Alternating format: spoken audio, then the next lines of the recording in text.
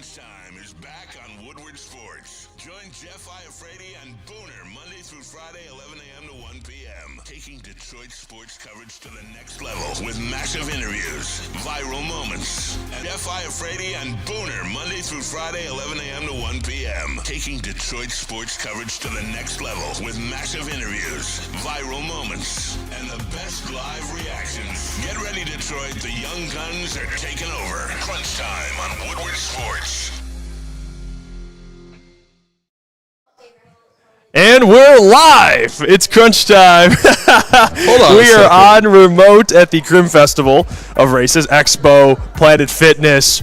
We're on the road. We're in Flint. Jeff Iafrate, Booner. We got Justin TD in for us. What a Caleb's morning, out on man. vacation. We got B2 Bomber handling everything. Shout out to him, man.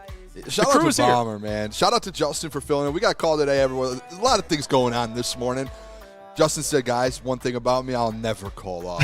Yes, sir. You're an Come on, absolute baby. dog, Justin. Yeah, he's doing double time right now. He's doing the audio. He's TDing.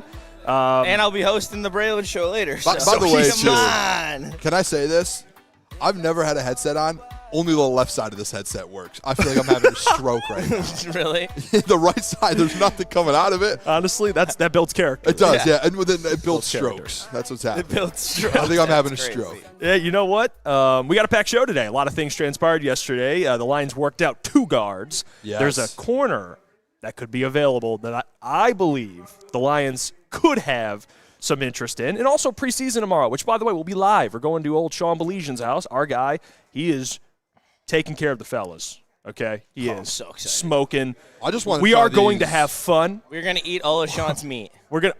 Well, I didn't. We weren't thinking Yeah, well, that. you know what?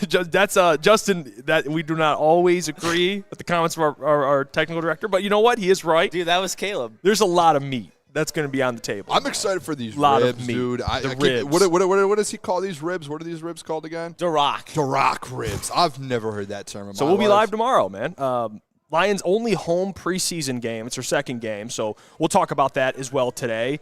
And Speaking, by the way, of home preseason games, Caleb Zarnick, our TD, got invited to go to the preseason game, have dinner with the one and only Ennis Rakestraw yesterday. yeah. So if you missed it, by the way, like I'll say it on air, Caleb, we love you. Yeah, we love you. we love I saw you. a comment when we posted this video on YouTube yesterday. Someone goes, this guy drinks the Kool-Aid and is unbearable, and then now he's doing this to his friends. What a bad guy. No. You must not be whoever that. I think he might be in the chat. That's It's so I'm funny. salty. We know I'm salty in the chat. That's so funny. He said that I'm salty. You must be the worst person to hang out Well, with. in the world. let's be honest. Everyone was in on it. So We all were. This wasn't a everyone Kool-Aid was. It drinking was guy not just a thing. Booner thing. We were all in on it. It was funny how it started. You know, you guys know if you watch the show, Caleb's a big Ennis guy, and we'll talk about Ennis. By the way, he did get injured, so we're going to talk about that. Don't worry, we'll get to it. So stay tuned for that. But he's a big Ennis guy. If you watch the show, he defends him. So we decided to pull a prank on Caleb, where Booner's has a way to basically text from a new number. Which is crazy. It's crazy. Actually, if you think about it, it's kind I of do have the diabolical. video ready. So here's the video want it. explaining. We'll provide more context, but we decided to play a little prank on our friend Caleb. Check it out. If I'm late for work and my boss yells at me, it's fucking over. It's over.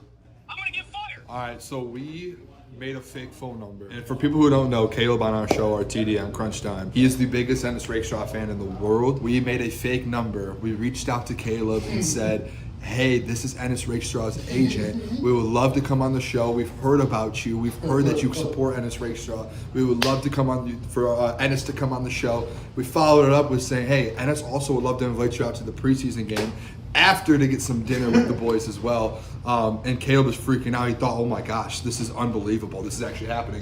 Our CEO, Joey, said that he got the text from Ennis's agent, and Caleb confirmed it with Joey. So right now he thinks Ennis Rakestraw is coming on our show for Caleb and wants to go to the preseason game and have dinner with Caleb and the crew. Why couldn't you couldn't have just got me with another fucking D's nuts joke? You had to fucking tell me that Ennis Rakestraw wanted to go out to dinner with me? You actually thought? Shut the fuck up. You were in on it too, right? Fucking Smitty. A bunch of fucking assholes. If I get yelled at by my boss because I was trying to get fucking fake Ennis Rakestraw on my phone, turns out fake Ennis Rakestraw was a bunch of fucking jerk-offs behind a phone me, it's fucking over. It's over. I'm gonna get fired. Because of fake Ennis Rakestraw. All of you, get fucking bent. Hey, All maybe of fake Ennis can actually play some games. you. Shut up. Shut up. Hey, Oh, I knew it from the beginning. I saw the text. I go, Booner's fucking with me right now. I'm taking the weekend off. I get a couple days off, and Booner's trying to ruin that for me. all right. So, do you want to go to dinner with him? That's Ennis Rakestraw? I'd love to go to dinner with Ennis Rakestraw. All right, then let's tag him on this and make it happen. Oh, that was recorded? I don't know. I didn't say very nice things. Oh That is man! incredible, And by dude. the way, like this is the listen. If you have good friends in life, like it's from an outside perspective, it's like that's mean. Like no, guys, It's we're it's close. fun, dude. The relationships we have in this office, we can do things like this, and it's hilarious. It's like we're one big family. Caleb took it like a champ. He thought it was funny. Everyone yeah, was was he in upset? on it, man. Joey, our CEO, was Yeah, having fun with it's it. you know it's a good time. It's the chemistry we got, the team chemistry. It's like we play 2K plus 10% team chemistry. I think That happened I yesterday. think we just gained some more team chemistry there. Yeah. So honestly, dude, I did in the moment. It was like me and Jeff kept looking at each other like, "Is this too far?" But as you keep going, it's like this is fun. This is hilarious. Yeah, dude. Caleb. And then we love him too. So Caleb, we decided just Caleb calling and being like, Ennis Rakestraw's agent is texting me. Yeah, people admit we didn't film like the whole middle Yeah, of we it. didn't get the whole thing. Conversations with Caleb, having to like talk to him about it. He's like, "There's just no way this is." Him kind of going through like, what should I say, guys? Should I say this? Should I say that? Like legit nervous of texting him back. It was something, man. It all relates because Ennis Rakestraw did get hurt yesterday. Lower leg injury. Do we have a diagnosis on that? Do we know what it Ennis is? thing, they said, so this is the report for Ennis Rakestraw. Lower leg and non-contact injury. Do not like that. And it doesn't sound good. Our doctor that we've had on, Jimmy, is it Jimmy Liao? Yeah. I saw he tweeted out and said there's a difference when you talk about lower leg injuries, if it's if he's making a side-to-side move or if he's going forward and back. If it's forward and back, typically it's a calf, or if it's knock on wood, an Achilles. If you're going side to side, it could be anything from like a minor ankle sprain, different things like that. So I'm hoping. We obviously have no clue. I don't know if they speak to the media today, so if anyone's going to figure out what's going on with Ennis. The only issue with the Ennis Rakestraw injury, guys, is guess what he needed to do? He needed to play in this preseason game. And now there's a question mark on if he's going to play in this preseason game or not, and no one knows. So Dr. Jimmy Liao, who we've had on the show before, he's got kind of a he provides like live analysis of these injuries. Obviously, it's all speculative, just to give people like just preference that it's all speculative. Nothing's confirmed. He's not he's not the doctor of the Detroit Lions, but he did put out something. I want to read more about what he talked about the injury. He says lower leg would typically mean calf and beyond. Possible diagnosis include calf strain, Achilles strain / rupture, low ankle sprain, and foot-toe sprain, all of which can be non-contact. A high ankle sprain would be extremely unlikely, as that's almost always contact. Yep. So The thing, too, I think I saw a report. could be a bunch of different things. I don't remember who exactly it was, so I apologize. But someone said he got up, started to walk off, went back down, and then ended up walking off on his own as well. Obviously, still injured. So it's I don't know, man. Anything. This could be literally anything. No one's gonna know until probably after the preseason game tomorrow. If he doesn't play, that's when they speak to Dan Campbell. I'm sure someone in that building's gonna ask Dan Campbell about it. Yeah, I absolutely agree. And look, I fought the good fight on Friday when you guys were on the golf course, and me and Caleb were having some tough conversations about Ennis Rakestraw because he was getting cooked in that preseason game. And like Jeff said, he needed to put a good showing out there in this next preseason game. And yeah, I think they were putting a little propaganda out this past week with the Ennis Rakestraw clips on social media. I'm not going to lie. Like they were cherry picking reps out of Ennis Rakestraw to hype him up a little bit on socials, but he needed to get on the field, and a non-contact injury, that's probably something that's going to linger because it's going to be a leg injury. That's not something that he needed at this point when he's already, I feel like, on the cut candidate list. Yeah, I hate one of the worst headlines in sports for injuries is non-contact. Whenever you see non-contact, I just cringe. When Justin Rogers put the that out, worst. my heart dropped instantly. And I'll tell you what with Ennis, and this is where I don't want people to misconstrued what I'm going to say here. I'm not saying I'm fully out on Ennis, but like I'm no longer relying on Ennis Rakestraw. And it has nothing to do with the play on the field, like whether he looked good in the preseason or on, and he's had a good camp, whatever it is. the injuries are constant. It's like, playing decent in a preseason game, injured, out for the rest of the game. Looks good in this training camp day. Oh, non-contact lower leg injury. It's just like it's a constant thing. So I'm at the point, I don't know where people in the chat and watching us or Lions fans are at with this. I'm no longer – I've decided last night when we were prepping for the show and this injury came out, I decided in my life, guess what I'm doing, guys? I'm no longer relying on an Ennis Rakestraw to help out this football team. Yeah, you can't. And honestly, injury, it's so unfortunate because, like, to kind of sympathize with the player, like, injuries, they happen. And with some players, they happen a lot. And Ennis just seemed to – he can't seem to avoid them, which is unfortunate. It's something that, again, he can't really control. That's where I'll defend him. Yeah. Now, does that excuse him from being labeled a bust if it doesn't work out? No. You know, injuries do factor into that. That's still thing applies. Even if you're injured all the time, it's still a bust pick. I mean, you can go through and still say that, but yeah, it's unfortunate. Like to what Justin was saying about the propaganda thing. Like, yeah, they were pumping out some good stuff about Ennis. They were. He did that one practice, he did have a good practice. The problem is though, I can't read too much into a good practice when A, you're not available, and B, there's too much inconsistency. There's good practice, bad practice, good practice, bad practice, and the argument I've always had for him is he's just not out there enough. In this, it always comes back to this. He gets hurt. That's why you can't, like, the reliability of it, right? Like, especially at a position group, and I don't think people realize this enough, this is the lowest position group on the team when it comes to depth and, like, actual talent. And that's not a bad thing because this Lions team is so good across the board.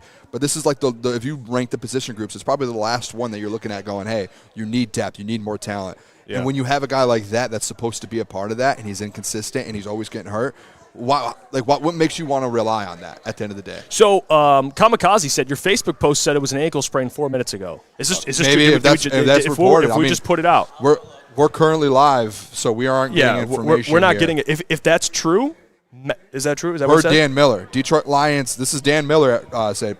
Detroit Lions DB Ennis Rakestraw has an ankle injury that is not expected to be serious. Status for tomorrow's game is to be determined. That is a massive break. So the lower leg injury it's an ankle injury. But it's still I'm still going to be consistent of what I've kind of put myself. Doesn't mean you're relying. I'm not relying on him. Like if he doesn't play tomorrow, guess what? Like that's more reps that he's missing out on to go get a spot on this roster. Yeah. Like give me Nick Whiteside. Guy's healthy and he produces. Yeah, he's a dog. So it says possible, and by the way, Jimmy Leal put that in there. Possible diagnosis for this type of headline. Low ankle sprain was one of them. Yeah. Maybe it is something like that. If that is the case, way better than high ankle, which means he won't be out too long. Again, I'm with you. Wings. It doesn't mean we're going to rely on this player. By the way, too. But I'll say massive break for him. If he has any shot of making the team, yeah, it's a low ankle sprain to come back quickly. Yeah, for sure. I think he's going to make the team no matter what. And I think it's just like, hey, let's say there's 6 outside corners on this roster. Guess what number he is? He's the last one on this roster. Yeah. At that position. Eduardo O'Neill in the chat, he said Ennis was hurt in college too. That's a fact. That's the reason why we had this conversation. If you guys watched Crunch Time a couple of years ago when he was coming out of Missouri. We had some kind of a draft analyst on that was talking about Ennis Rakestraw, and me and Jeff were very adamant, hey, he was a projected first-round pick. We did not want him in the first round because of that the injury kind of lingering there. It was like hamstrings. It was like major injuries constantly. He also did follow up. Eduardo O'Neill said Caleb is real quiet now. Yeah, well, by deal. It's weird. He went on vacation the day after Ennis Rakestraw got hurt.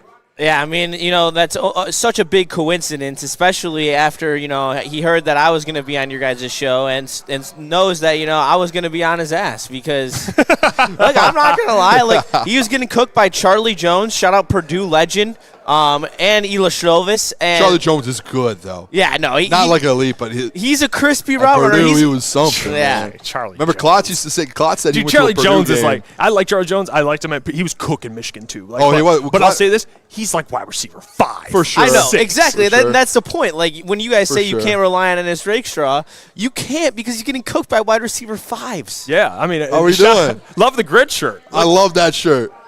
What a great shirt. Hey, appreciate Thank you. Appreciate it. North Carolina. Appreciate you. Here we go. He's got the grit shirt on. The fans are out here. Again, we're down Hey. here at the Crim Festival out in Flint. Yeah, I told you guys, this is a people travel. Like, I met Yeah. people from Japan last year, That's from sick. California, from Seattle. Like, people travel to come to this race from all across the country. It's so cool, and they all do it to support, this great cause. So. By the way, just a fan in the chat. Can we just want to clear this up? He said, Booner says an ankle injury, and Jeff is saying it's a massive break. So from a sprain to a break. Jeff was not saying the injury was it's a not a break mess. of the ankle. Yeah, He's saying it's a break it's for a Ennis break. Rakestraw. Yes, yeah. It's not a major injury. Be my translator. Yeah. I appreciate that. I can't believe people didn't just a fan didn't massive- understand that. It's a massive break. That's a big difference. All right. Isn't saying massive break just like pointless? Like, just say he broke his ankle. It's a massive ankle break. That thing split into two. No, dude, it's just, I was saying it's a massive break for Ennis. That's what I meant. Lucas in the chat said, "Did I hear Charlie Jones?"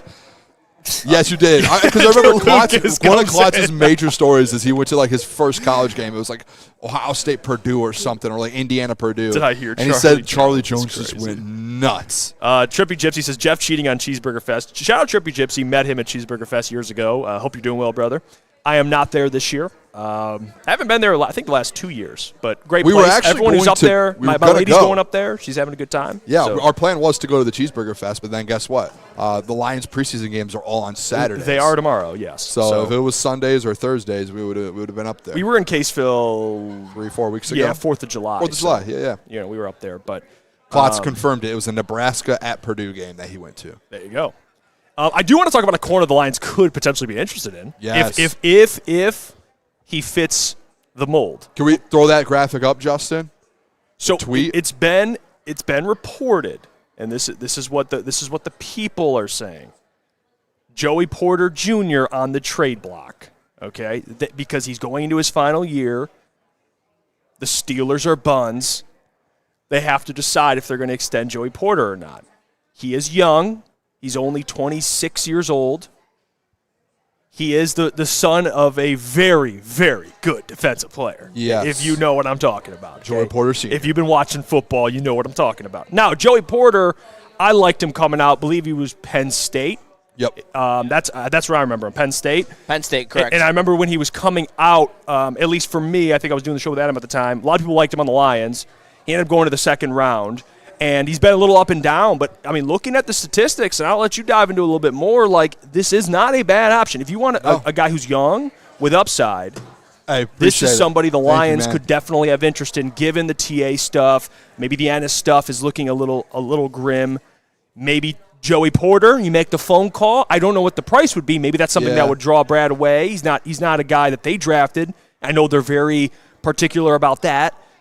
But I'm kind of interested in this Joey Porter Jr. stuff, Boone. The Jordan Schultz tweet, just so people kind of understand, like, hey, he's not fully on the trade block.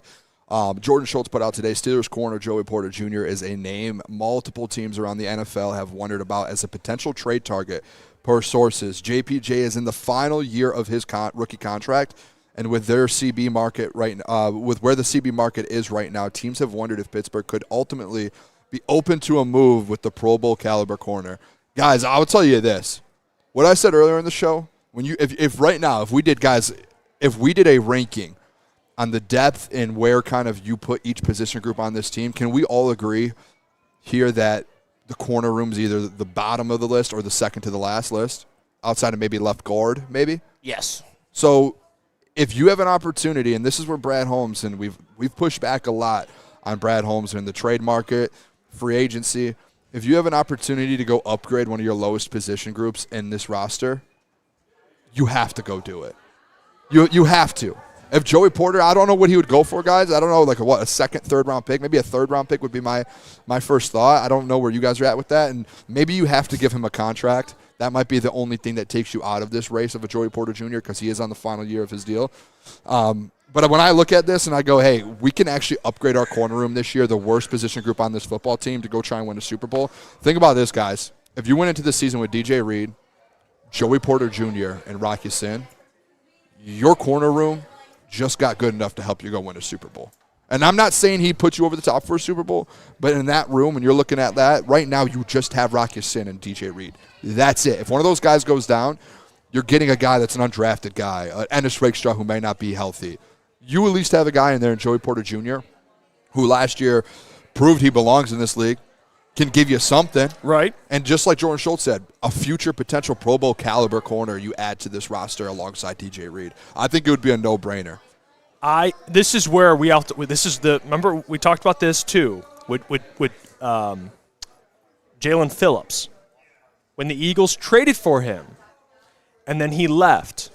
They got a compensatory pick. You get that pick. If you trade a third, guess what you can get back? You can get this back is a where third. people like. I'm just now extending him is a different conversation. If you don't want to extend him, I'm cool. I understand that. But hear me out. If the Lions, and this is, again, foreign territory, not that they've done this, okay, but the rental conversation. If Brad Holmes is like, hey, let's go get Joey Porter, we have clearly a weakness in our secondary at corner.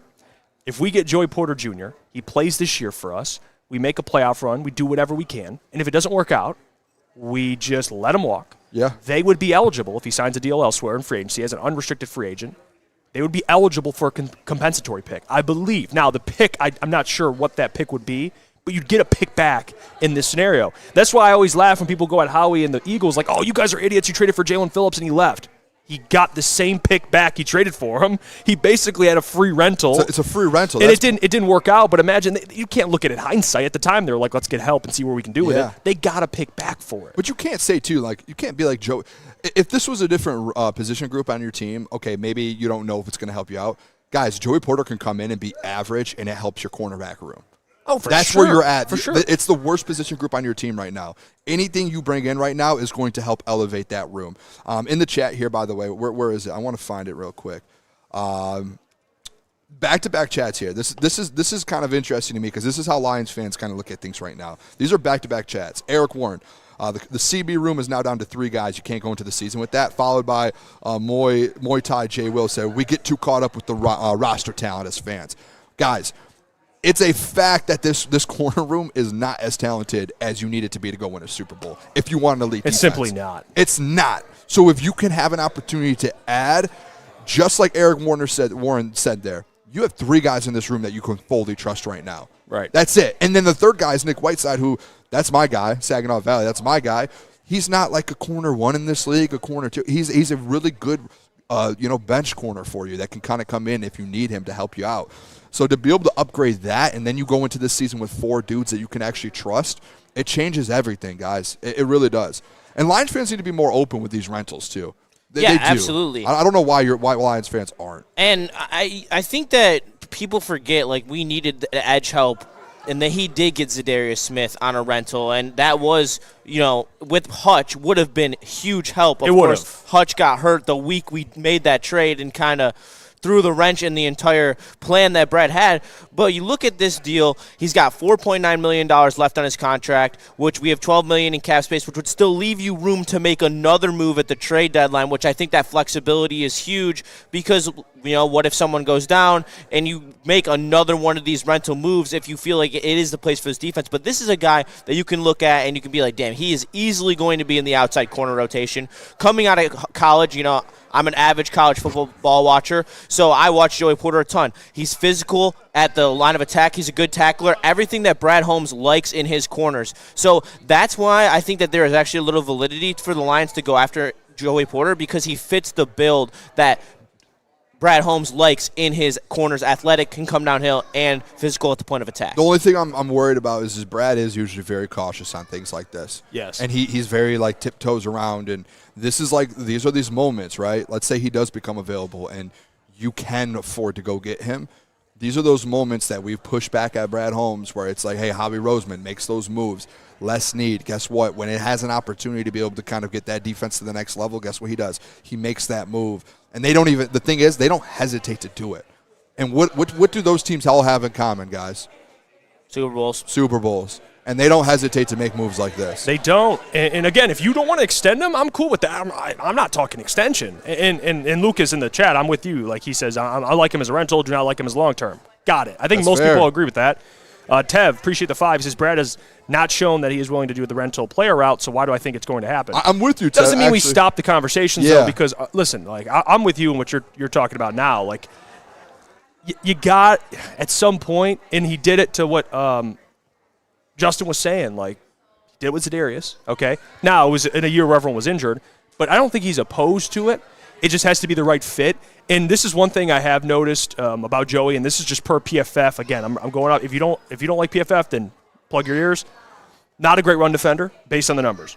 Now, they do like their corners to tackle. You're just like, who cares? They obviously care. They do. Not sure if that would shy them away, but I'm on board. I think it'd be a great rental, again, for a player that could help your depth. And let's be real, like, looking at this corner room, like, let's keep it a stack here. Like, love Rock, solid depth, but Joey'd probably come in. You could say all you want about Joey Porter Jr., probably is one of your best corners instantly. That's why I said. I mean, it's DJ Reed and Joey Porter Jr. That's your two, and then Rocky Sin's now your reserve again, and that's where I feel more comfortable having. Like, I just don't feel comfortable. I like Rocky Sin. I think he's a really good player when you need him, and we saw him last year in moments make plays. But I think as one of your top two corners, that's not like a great room that you're confident to go win a Super Bowl with. It's really not. No. And if you feel as we feel, and Justin, I'm assuming you feel it.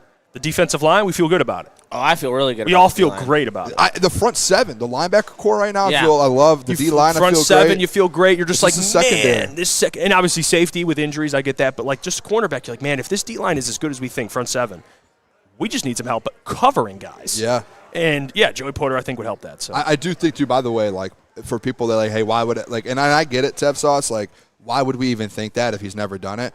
But, again, for years, guess what Brad didn't do for years? He didn't change his D-line, and he didn't go out and get edge rushers until he did this offseason, and he did kind of go revamp a D-line.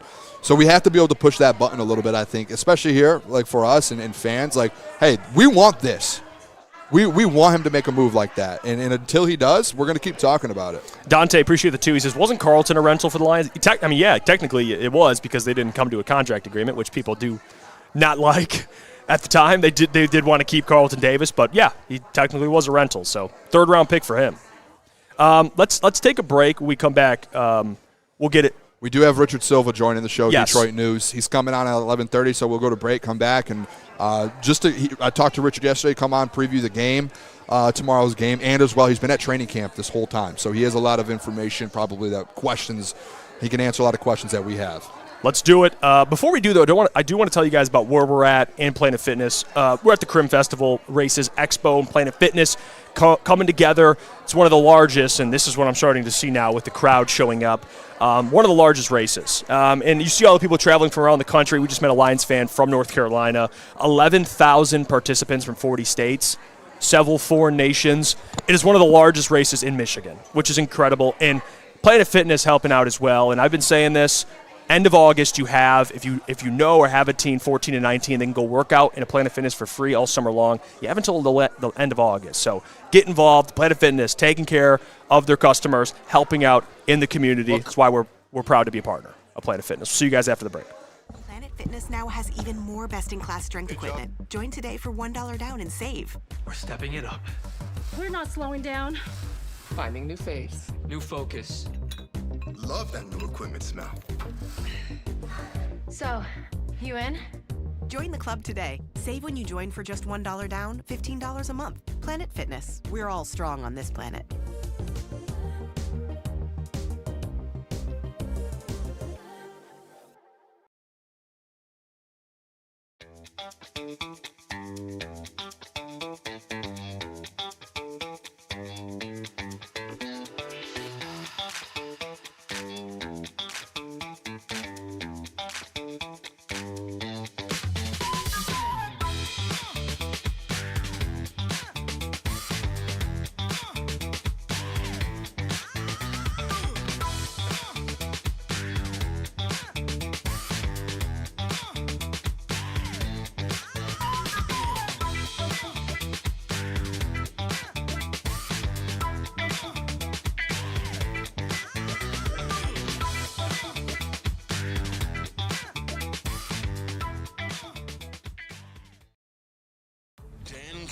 In redemption mode. No, make no mistake. It's not revenge he's after. It's a reckoning. And Woodward Sports is here to cheer on the Detroit Lions every snap. Don't miss a moment of Detroit Lions coverage. Follow Woodward Sports on all social media platforms now.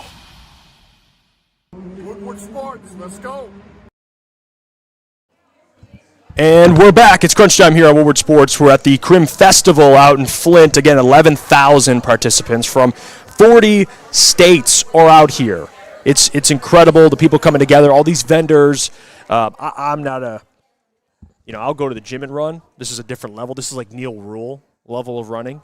He's ran some half marathons, but 10-mile run. 49th anniversary. That's what they're doing. 10 miles, which started in 1977. 10 miles. Yeah. Shout out to all the people out here. Absolute soldiers. But we got more to get to. Lions preseason. We talked some Joey Porter, Ennis Rakestraw. We're trying to see. We're having some audio issues on remote, so we want to make sure that we can have a smooth show for Rich coming out. Rich Silva from Detroit News. Yes. I think are we doing it? Or are we waiting? So I just talked to him. We're gonna push it to Monday. Let's do it Same Monday. time Monday, 11:30. We have Rich Silva on Detroit News. He kills it. We met him at the Combine. One of the greatest people of all time. Great dude, but also he's really, really good at what he does there at Detroit News. So yeah, he's great. He needs to get more exposure, so we want to help him out with that.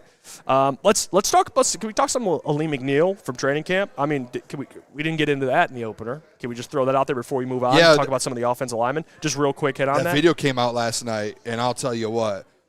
We talked about it on the Crunch Time show at 4 yesterday, and we could bring it up here. I'm not going to say people can dunk on me, but again, he's going to be good this year. If you guys missed it, Detroit Lions posted that 30-minute special. They do. They give these little nuggets throughout the offseason. And in the clip, Ali McNeil's tearing up training camp, which we already knew. But now you got audio of the offensive lineman saying, I'm glad that guy's on our team. That's what they're saying. Now, I was driving to Flint, and I was watching it. And in my head, I'm like, is this more about the O-line being bad? Not that Aleem's not good, but I'm like, damn. I don't think so. I think Aleem is just getting like the back interior. to his prime self. You got no Cade Mays and you got Christian Mahogany, which we'll talk about, by the way. The Lions have brought in some guards to work out, so we'll get to that. But I'm like, is it just because the interior is a little bad? Dude. But then you hear Tate Ratledge talk about him. We know Tate's a pretty good player. So. Panay as well. Like Panay yesterday, he had a little clip and said, I'll say one thing about Mac. He said, I'm glad that guy's on our football team because you don't want to go up against him. And for Panay Sewell, the best offensive lineman as a whole in the league, to say that, I think that speaks volumes. The thing with Aleem, and this is where people, again, I know I've been the Aleem pushback guy when it comes to the contract.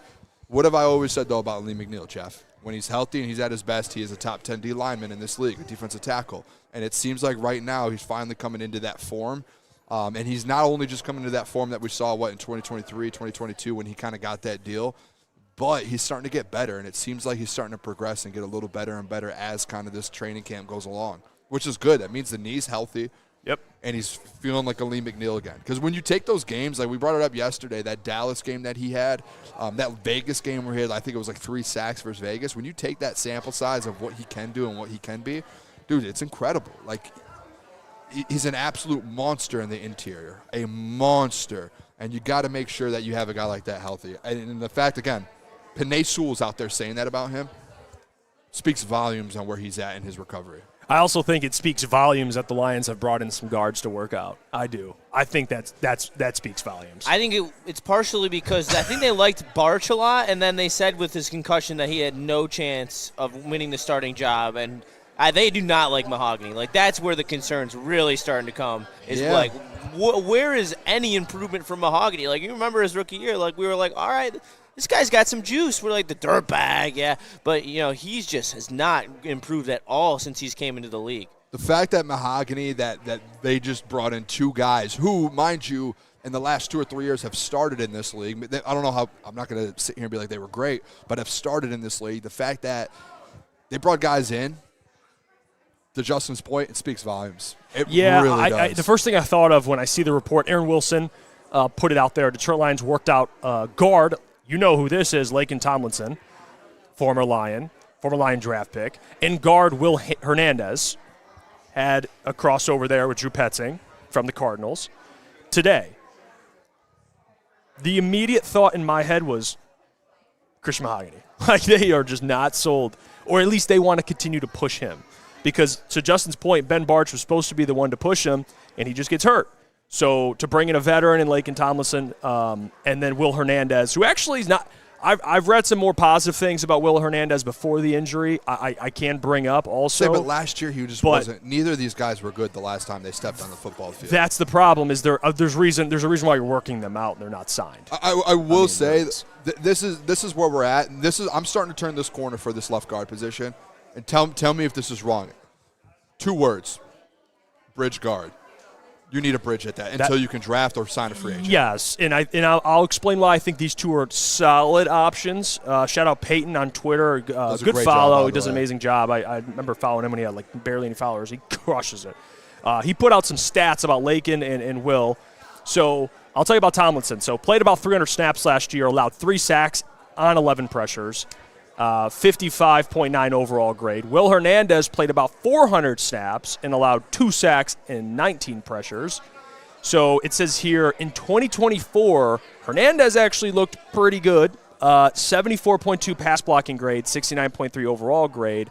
That was before, I think he had a ACL injury during the 2024 season, had some overlap with Drew. So Will actually showed a decent level of play before the injury, and I think Lakin's he's a little older, a little longer in the tooth. A little older in the tooth. How old's Will? Will's got to be 30. Will's 30 years old, right on the dot. He's about 30. He's about to turn 31. And then Lakin's probably 30-something.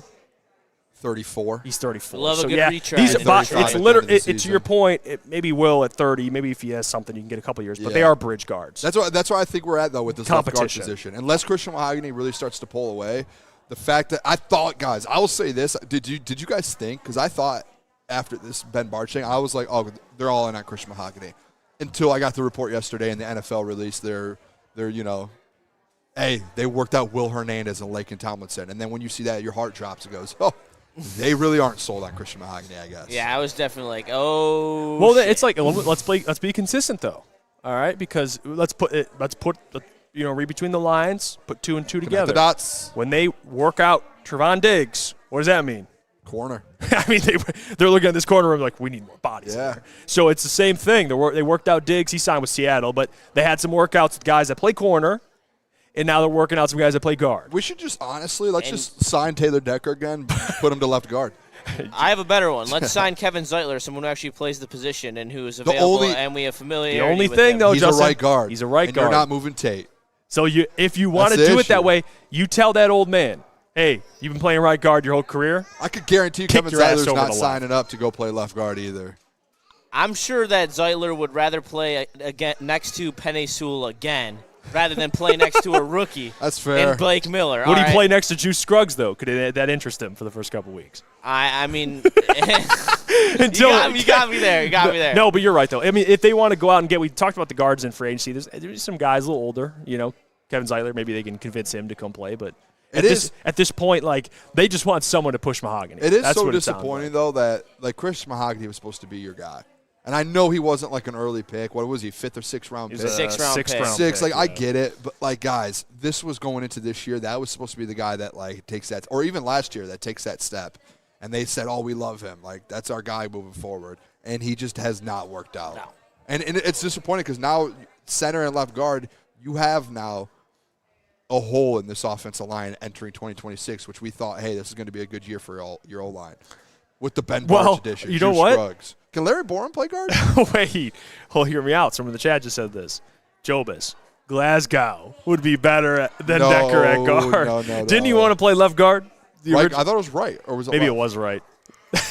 if his I was right, and then they signed Zeitler, and they moved him to left guard, and he was oh, like, you're man. right. You're right. He doesn't never like mind. left guard. I was saying if that was the position he wanted to play all along, hey buddy, hey Graham, you come back. I'm a Graham Glasgow guy.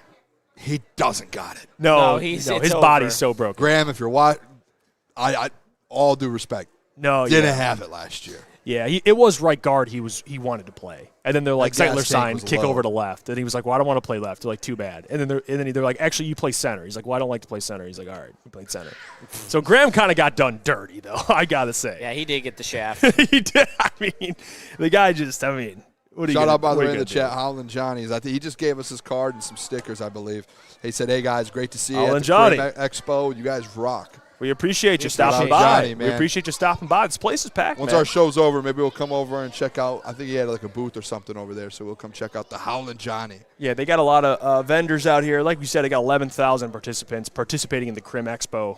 Planet Fitness helping along as well, proud partner of Woodward Sports, so we're happy to be down here. It would be awesome, by the way, if and he's a right guard, but it would be sick if Tate was just a left guard. So you had Penei and Tate left guard, and then I feel like it's easier right now to fill, like Zeitler right guard, Graham likes right guard.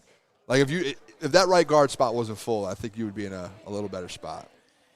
Yeah, and that's where, like, I'm still going to say this, like, because, and I did want to throw this out there. We don't have to dive into it a lot, but it does pertain to the O-line. We didn't get to talk about it yesterday. There is part of me in chat, I want to know where you guys were at with it, because we've been so confident, and I'm not trying to, poo-poo on the party about the O-line and how it's looked, the revamping of the O-line, and, Cade Mays signing and drafting Blake Miller and kind of the pieces, how it looks together, Panay at left, and everyone feels great. But then Cade Mays goes down, okay? And Juice Scruggs is here. And, I don't think they're 100% sold on Juice. I think he's a fine option to kind of hold it down a little bit. But it seems like Mahogany, you're not completely sold. What's the concern with this O-line just to start on the interior? Like, how are we feeling? Just get like a, hey, before the season check-in. Like, are we still feeling good? How do I feel? Terrible. Okay. Literally the interior, all you have that's, like, legit is Tate Ratledge. Yeah. It's a hole now. It's a gap. If Christian Mahogany were there, like, hey, he's won the job a week ago, I would be like hell yeah, let's go. He didn't, and now they're working out other left guards. Cade Mays is out. Juice Scruggs, the reports are, hey, he's going to be your center, but guess what? The reports are he's struggling at camp, and it's like, what's happening?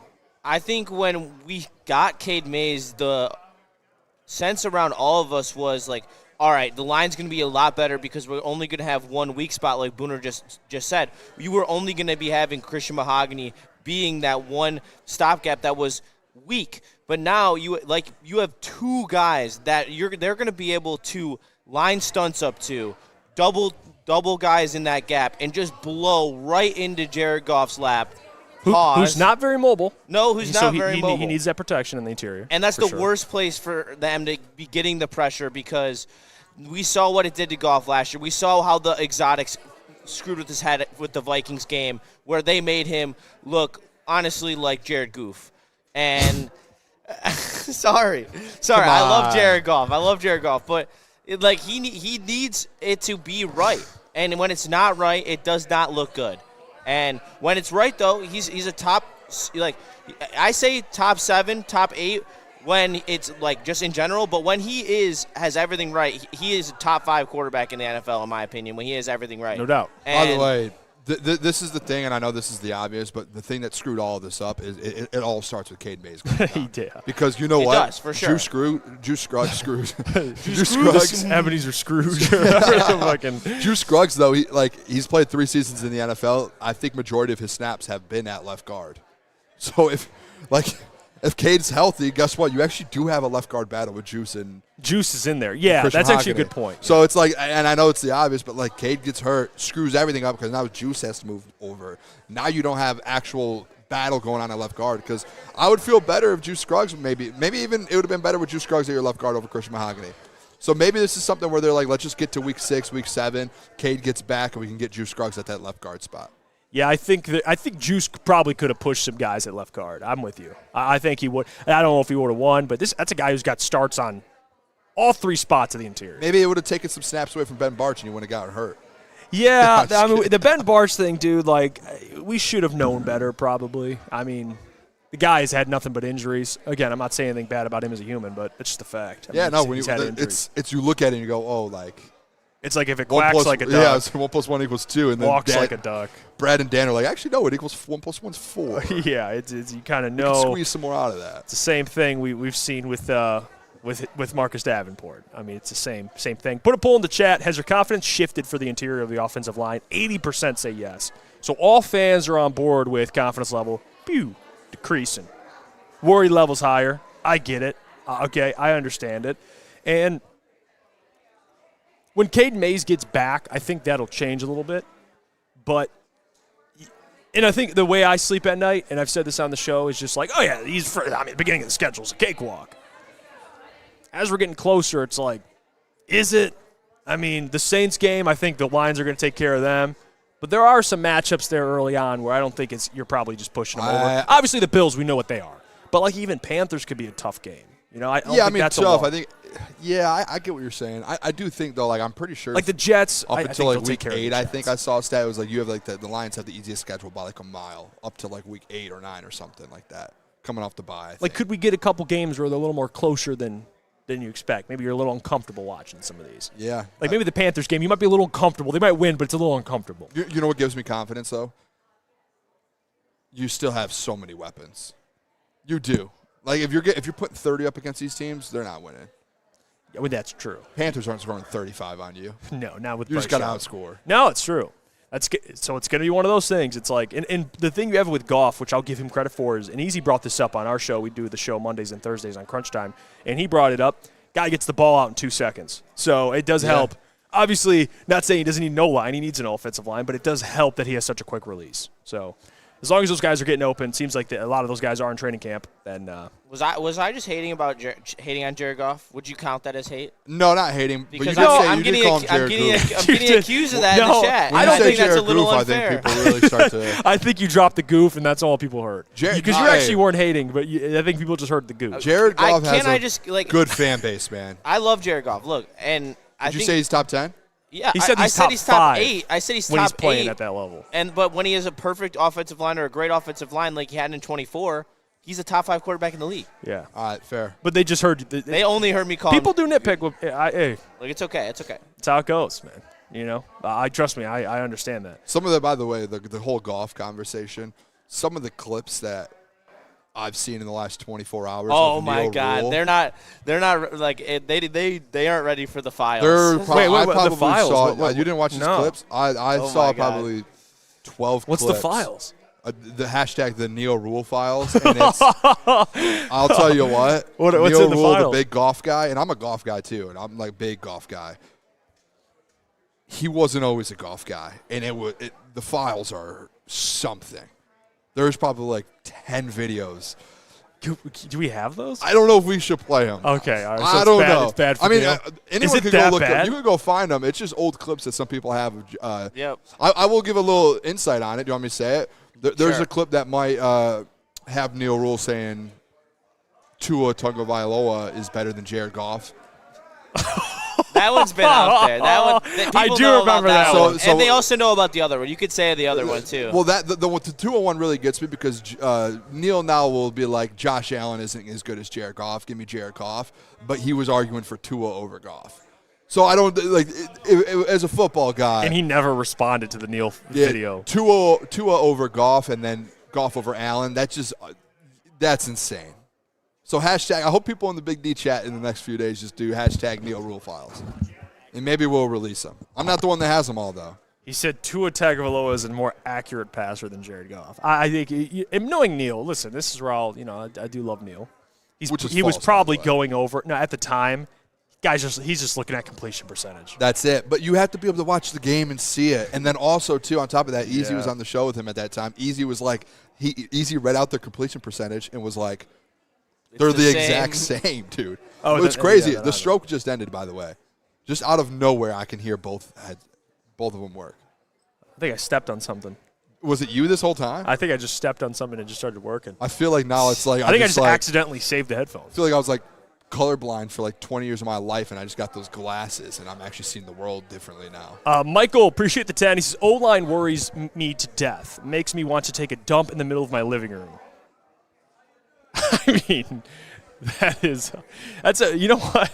Okay. I think whenever you're worried, Michael, if that's what you feel like you need to do, all right. Kudos you do to you. Man. That's one of the wildest super chats I've ever seen. Whenever Michael's worried, he just feels the need to take a dump in his living room. Is that? I don't know if anyone can relate to that in the chat. Maybe help out Michael a little bit.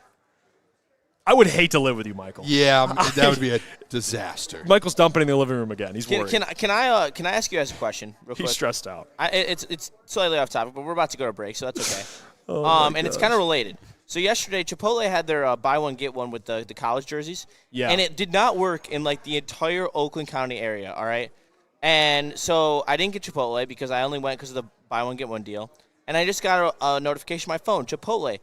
Come in for free Chipotle. I checked the app and I'm like, oh, maybe they're making it up to the people who live in Oakland County and they're going to offer the deal through the app.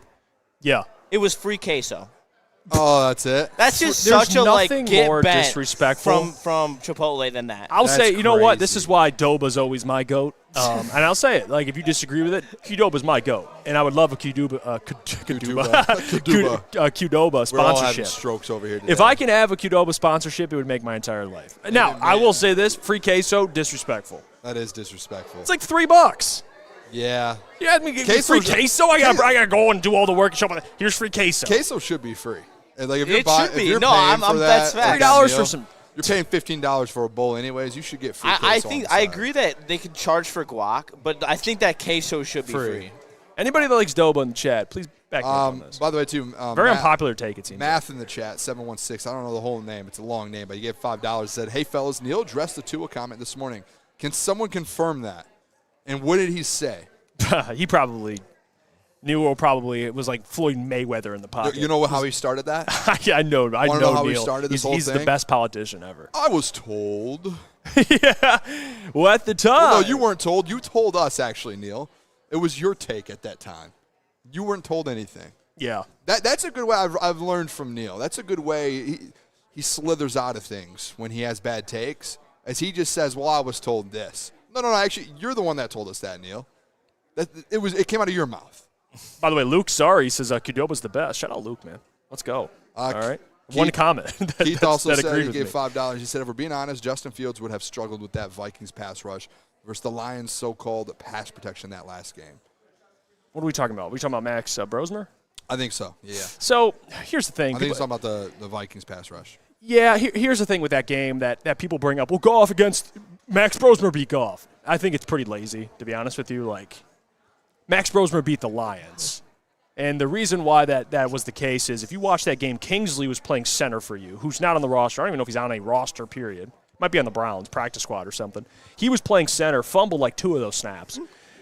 So, for Jared, does he deserve blame for that? For sure. Like, I'm not saying he's absolved. Like, you definitely give a lot of blame for Jared for that game. No doubt. He's a quarterback. He touches the football more than anyone else. But when you actually look at the context, that game was a disaster as a football team. Yeah. Like, they allowed that end around to Jordan Addison, I think, for like 90. I think it was a touchdown, 80 yard That one was touchdown. ridiculous. Like, it was a meltdown. It was on from 4th and 1 or 4th and 2, too. Yeah, that interior. I don't even think it was. I know Graham was out, but I think there was one more guy out in that game on the O-line. I could be mistaken. A lot of people put that It on was a Jared, disaster. like, Jared lost to Brosmer. Kingsley couldn't snap the ball. But, like, dude, they couldn't. Yeah, he couldn't snap the ball. Probably fumbled it a couple. It was a disaster all around. You can't throw that on your QB1.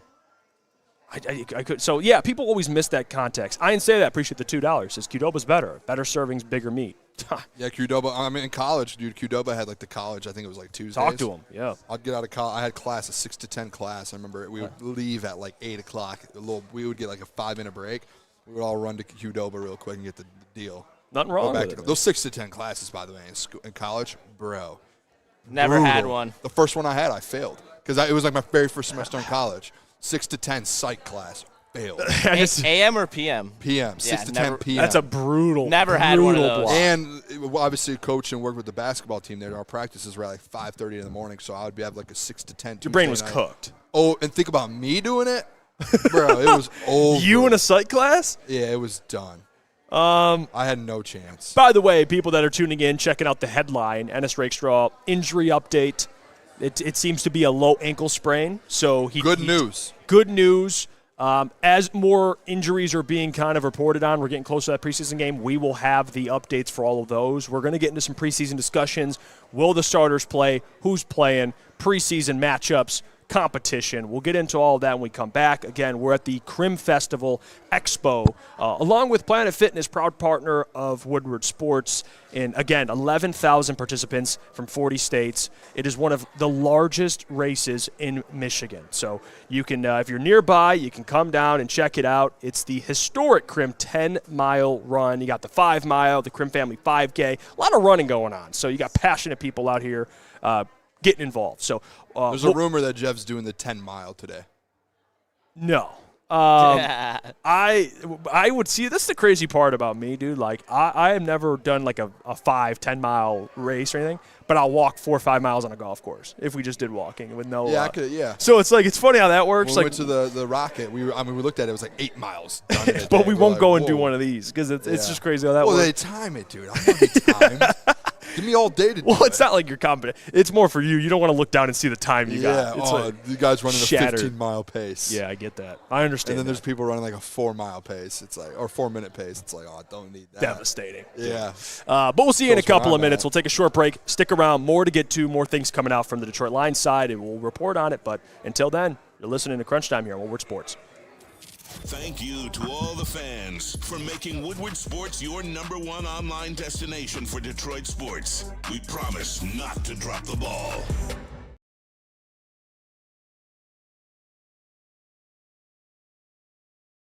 Planet Fitness now has even more best-in-class strength equipment. Join today for $1 down and save. We're stepping it up. We're not slowing down. Finding new faith, new focus. Love that new equipment smell. So, you in? Join the club today. Save when you join for just $1 down, $15 a month. Planet Fitness. We're all strong on this planet.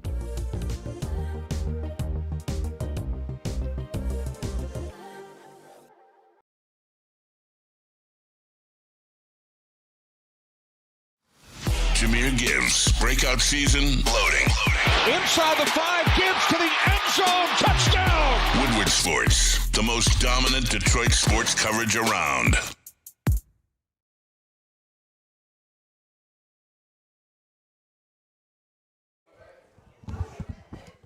And we are back. It's crunch time here on Woodward Sports. Again, we're at the Crim Festival. Our proud friends from Planet Fitness, and again, they always take care. I go to the one in Royal Oak. I mean, you can go to anyone. There's like 60-plus Metro Detroit locations, so they're always nearby.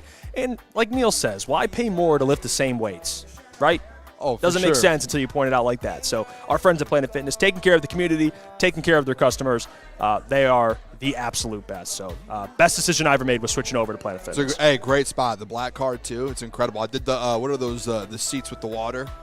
The water beds. The water beds? You know, the high, the pressure dude. from those things, man. You work out, you hit legs, you lay on those things. It's perfect. It's insane. They got the massage chairs as well. So it's great. And like I said, the deals, like I went to gyms, they charge $49.99. Yeah. You know, all these incredible, crazy prices for way less than what Planet Fitness provides. So make the switch, okay? Be smart about it. All right, let's get to. You don't have to run a marathon. You can just join Planet Fitness. Yeah, yeah. It's better. You have your phone, you can watch Netflix right on the little treadmill. Exactly. Throw on crunch time while you're watching, while you're working out. There you go. Let's get into the some preseason discussions here. So we have some different matchups. We'll talk about some bubble guys, who's floating on that roster bubble, who needs to show out. But first, let's talk about some position groups we're going to be paying attention to. And everyone in the chat, start dropping your position groups, things you'll be watching for preseason. It is the only home preseason game, so that'll be a little more juice watching this team at Ford Field. It has been, I guess, reported you're going to see some starters. Okay, so we'll get to that as well. So we'll see. Jared Goff. No Jared Goff. No Jared. But we'll see some other guys playing. But we'll start with position groups. What position groups will you be watching? I think there's one specific one that's honestly everyone's going to be dialed in on. I think it's that center position. I think it's Juice Scruggs. Yeah. And I think obviously we saw Seth McLaughlin last week, but I would have no reason to think that Dan's not going to play Juice tomorrow, and you're not going to see him at least get a first half of football. I know Josh Dobbs is starting the first half. I would think with Josh Dobbs, you have Juice Scruggs out there. And more specifically, like we're talking about a group, just that O-line, man. That left guard position. What does Christian Mahogany look like? What does Juice Scruggs look like together? And I even wrote it down here. This is what I want to see offensive line-wise. Tell me if I'm out on anything. One, Penei Sewell, sit out. Don't need to see Penei Sewell. Nope. I know what Penei is. I don't even want Penei. I'm going to be honest, guys. We're talking about, like, hey, what starters do we want to see out throughout I don't even care about seeing Penei next week. He could start game 1 versus the Saints. I want to see Larry Borum at left tackle. Yeah. Christian Mahogany left guard. Yep. Juice Scruggs at center. I want to see Tate Ratledge tomorrow next to Blake Miller as well. So that kind of those 4 guys that most likely are going to be your starting offensive line come week 1 versus Saints. Blake Miller next to Tate, working with Tate. What do they look like together? Tate with Juice. What does Tate and Juice look like together? What does Juice and Mahogany look like together? I want to see that whole dynamic tomorrow. I think it's going to be interesting. Those 5 guys right there, in my opinion, should play the whole first half. Let's see what they look like together. Like, build that chemistry, that camaraderie. Let's see what they're kind of looking forward to. And you know when you put Penei Sewell in there, he's going to fit right in. He's fine. He's good to go. But you have to see as a whole this offensive line tomorrow. I'll go. You know what? I love the offensive line take. I'm with you. I think most people would agree with that. I'll go secondary, more specific, just that nickel battle that everyone keeps talking about, because it's probably one of the only positions besides center that you still don't have a true answer to who's starting week 1. Like, that nickel battle's wide open, and of course I'm going to, pump out as much propaganda for my guy Keith Abney as possible. But me too, baby. It is a true competition, right? Izzian's out there, Abney's out there. Maybe you get some McCreary kind of. Izzian looks solid. He does, and there's probably situations where he could play safety if you feel better about that, and have Abney out there. So for Abney, I think the important part of this whole thing is you've had a good week of practice. You had a solid preseason game last week. How can Keith kind of parlay that and take that into this preseason game? How can you look even better and showcase some of the stuff that was being reported this week? Had the pass breakup on Amon-Ra. I don't need to talk about him against slants. You guys know I keep bringing that up. But how can you showcase that at Ford Field, another preseason game, and just show, hey guys, like I'm a rookie, but that don't mean ish. Like I'm ready. I can play week 1 at nickel. I can handle this competition. I can play at the NFL level, at a high level, and I'm confident he can do so. So I think he'll get some run. He played a lot of first team this week, and I think it's a perfect opportunity for Keith Abney or Christian Izzian, but to kind of solidify that nickel spot. But we'll see. Yeah, and I think you guys hit like the needs that you're looking at, and so I'm going to go for a little more of some fun because I enjoyed last week watching the linebackers play, specifically Devin White, and then I also enjoyed, and I know this is nerdy, but Skylar Gill-Howard, I also enjoyed watching him play as well. I know he's absolute specialist, and I was getting killed on the post-game show after the game. And I was like, yeah, I thought Skylar Gill-Howard had a good game. He looked really good in pass rushing reps. And I got killed for it. And then the All-22 came out, and I got my justification. Yeah. He looked great. Who was going at you? That's ridiculous. Yeah, that's actually crazy. A lot of people, like literally most of the chat. By the way, this is also a little deeper look into the thing with Skylar Gill-Howard. After the game, obviously, they asked Dan, what's your favorite play of the game? It was a Skylar Gill-Howard play. Next thing I saw was yesterday when they released the video, what is it called, Inside the Den. Skylar Gill-Howard pregame, I know this is dumb, and people are like, Booner, you're an idiot. The pregame speeches usually is done by like a captain or someone who is like, a big voice on the team. You know who did it for the defense? Skylar Gill-Howard. It was Skylar Gill-Howard. And I know that's like a small thing, but like when you are breaking down this team and you're looking at leadership, like all of that goes into play, right? Skylar Gill-Howard on the defense last week versus Cincy being the player that steps in there. Like, guys, in the video, guess what it saw? The back was facing here, and it was the whole defense. I see Levi Onwuzurike's jersey sitting there, and I see Skylar Gill-Howard screaming and talking to a guy like Levi. Like a guy who's been here for years, a second-round pick, a defensive tackle. Skylar Gill-Howard's in there being the leader over like a Levi O. Like that, to me, guys, speaks volumes for what he's done already. He used to play linebackers. He's got a little bit of that linebacker leadership. He's got a little bit of that. Yes, at camp, too, he was sitting there. Like there was audio of him at camp. They had him mic'd up. Him being like, hey, we got to show up today, guys. Like, and he's like throwing out quotes during training camp to vets, dude. That's massive for a guy like that. And that's why, like, I'm so interested in watching him. Like, I genuinely enjoy, like, what he brings. Like, he's so different. And especially if you're going with the more quick defensive tackles. Like, they got rid of the DJ Reader and Roy Lopez, who are true run-stuffing guys for quicker defensive tackles that can get to the quarterback at a higher clip. So I'm excited to see what he can do, give Aleem and Tyleek a blow. Like if Tyleek can be your first and second down guy, and then on third and long you can bring in Skylar Gill-Howard, like that is a weapon. And Shep talked about it. I don't know if you guys played those clips of Shep on your show of him talking about the defensive line versatility. But Shep was raving about how he has weapons, and he was raving about Skylar Gill-Howard. And the versatility that this defensive line has, I think, is going to be so apparent when it comes to the regular season. And that is really what makes me excited about the defense. And like we talked about earlier, is the defensive line and the linebackers being the best that they have been since Aiden Hutchinson has been on the team. I'll add this, too, to what he's saying, like the Skylar Gill-Howard thing. I had Lions Collective this week, and they brought it up that they asked Aleem McNeil after the game, what's one thing that stood out to you just being on the sideline? He mentioned Skylar Gill-Howard. That's who stood out to him. You're asking Aleem McNeil. He points out, not a group, he pointed out a player. Yep. He said Skylar Gill-Howard. I was watching him, and he was showing out. So. Lucas in the chat, he said, I hated that speech, though. In all caps, Skylar Gill-Howard just yelled at them, go have fun. The fact, though, that he is the guy out there giving these speeches, like, come on. Yeah, I think you know what, Lucas, could he sharpen up? For sure. Yeah. But that comes with the experience. I mean, that comes with time. Was he giving speeches at Texas Tech? Probably not. David Bailey was there. Like, yeah, they had a hell of a defense at Texas Tech. Yeah, they had some dudes. He could have been, though. He was like the oldest guy in the room because he was a transfer. He played at Northern Illinois before he transferred to Texas Tech, and he was a 4 or 5 year college guy. Yeah, so I mean, to critique the speech is crazy work. I mean, that is. I'm excited to see him though. Like tomorrow, that's another one. Like you don't really like right away going into week 1. I wasn't going into last week being like Skylar Gill-Howard. Honestly, I'll throw out like another, just another kind of. He mentioned Skylar, talking a little bit about the D-line. Like, there are some other guys on there. I know we're talking about bubble. We can get to bubble players if you want. I have a bubble player in the edge room that I really like. What? Who are you going to say? D-line? Well, yeah, more so like, not. Yeah, I mean, you go because I was just going to throw it out there. You can. What were you going to say? I've always liked Anthony Lucas coming out of USC. He's very, very that's a great raw, one. But a good one. He is super uber athletic, and you see what they've done with Ahmed Hassanin over the last 2 years and how he has developed as a very raw edge coming as a 6th-round pick. And I thought that Lucas had enough skill to be drafted in the later rounds. Like there were like flashes on tape of true potential from him. So I'm excited to see him get a little more run. I thought he had a couple snaps where he really found his way and got pressures into the backfield. But then there's other plays where he gets absolutely, cooked. But that was Hassanin last year in the preseason. So I think this is a guy that we could build into our rotation, probably practice squad this year, but then could be like Hassanin next year where he's the one that's popping in the preseason. Now, Anthony Lucas is a really good. By the way, we found out why does he have the same odds as Derek Moore? I keep going back to win defensive rookie of the year. It's so weird. And I like it, really. Team. Yes, yeah, it's really weird. And I had listen. I'll stand on business. I like Anthony Lucas. I liked what he could bring to the table. Haven't really seen. No, you haven't in preseason. You've seen him around here and there, like run plays. You haven't really seen him get to the quarterback. In this edge room, it seems like it's pretty.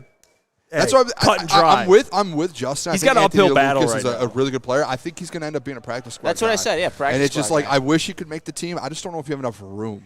And that's why I wrote down here like something I want to see tomorrow.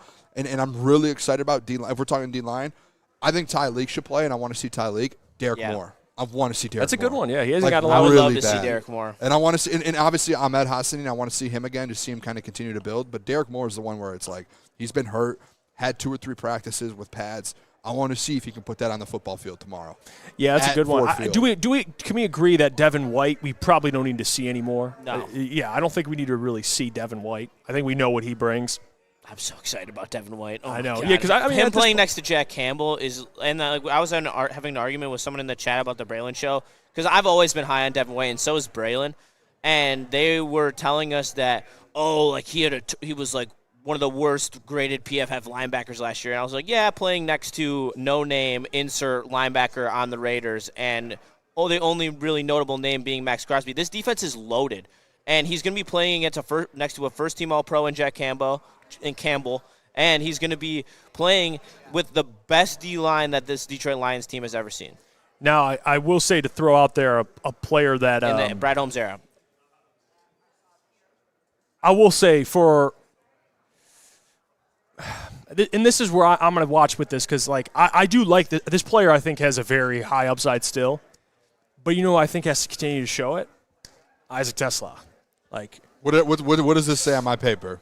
That dude, bounce back. It says right there. Bounce back. Which is words. true. Like I hate it because we've seen so many plays in the regular season. So it sounds crazy to be like he's got to show it. It's like he showed it already. But what I mean by that is I think for him it's a confidence thing, and I think it's more of a mental thing as opposed to a physical thing. He's clearly in his head. When I see Isaac drop multiple passes, he's in his head. I think his confidence is shot. He's struggled a little bit in training camp.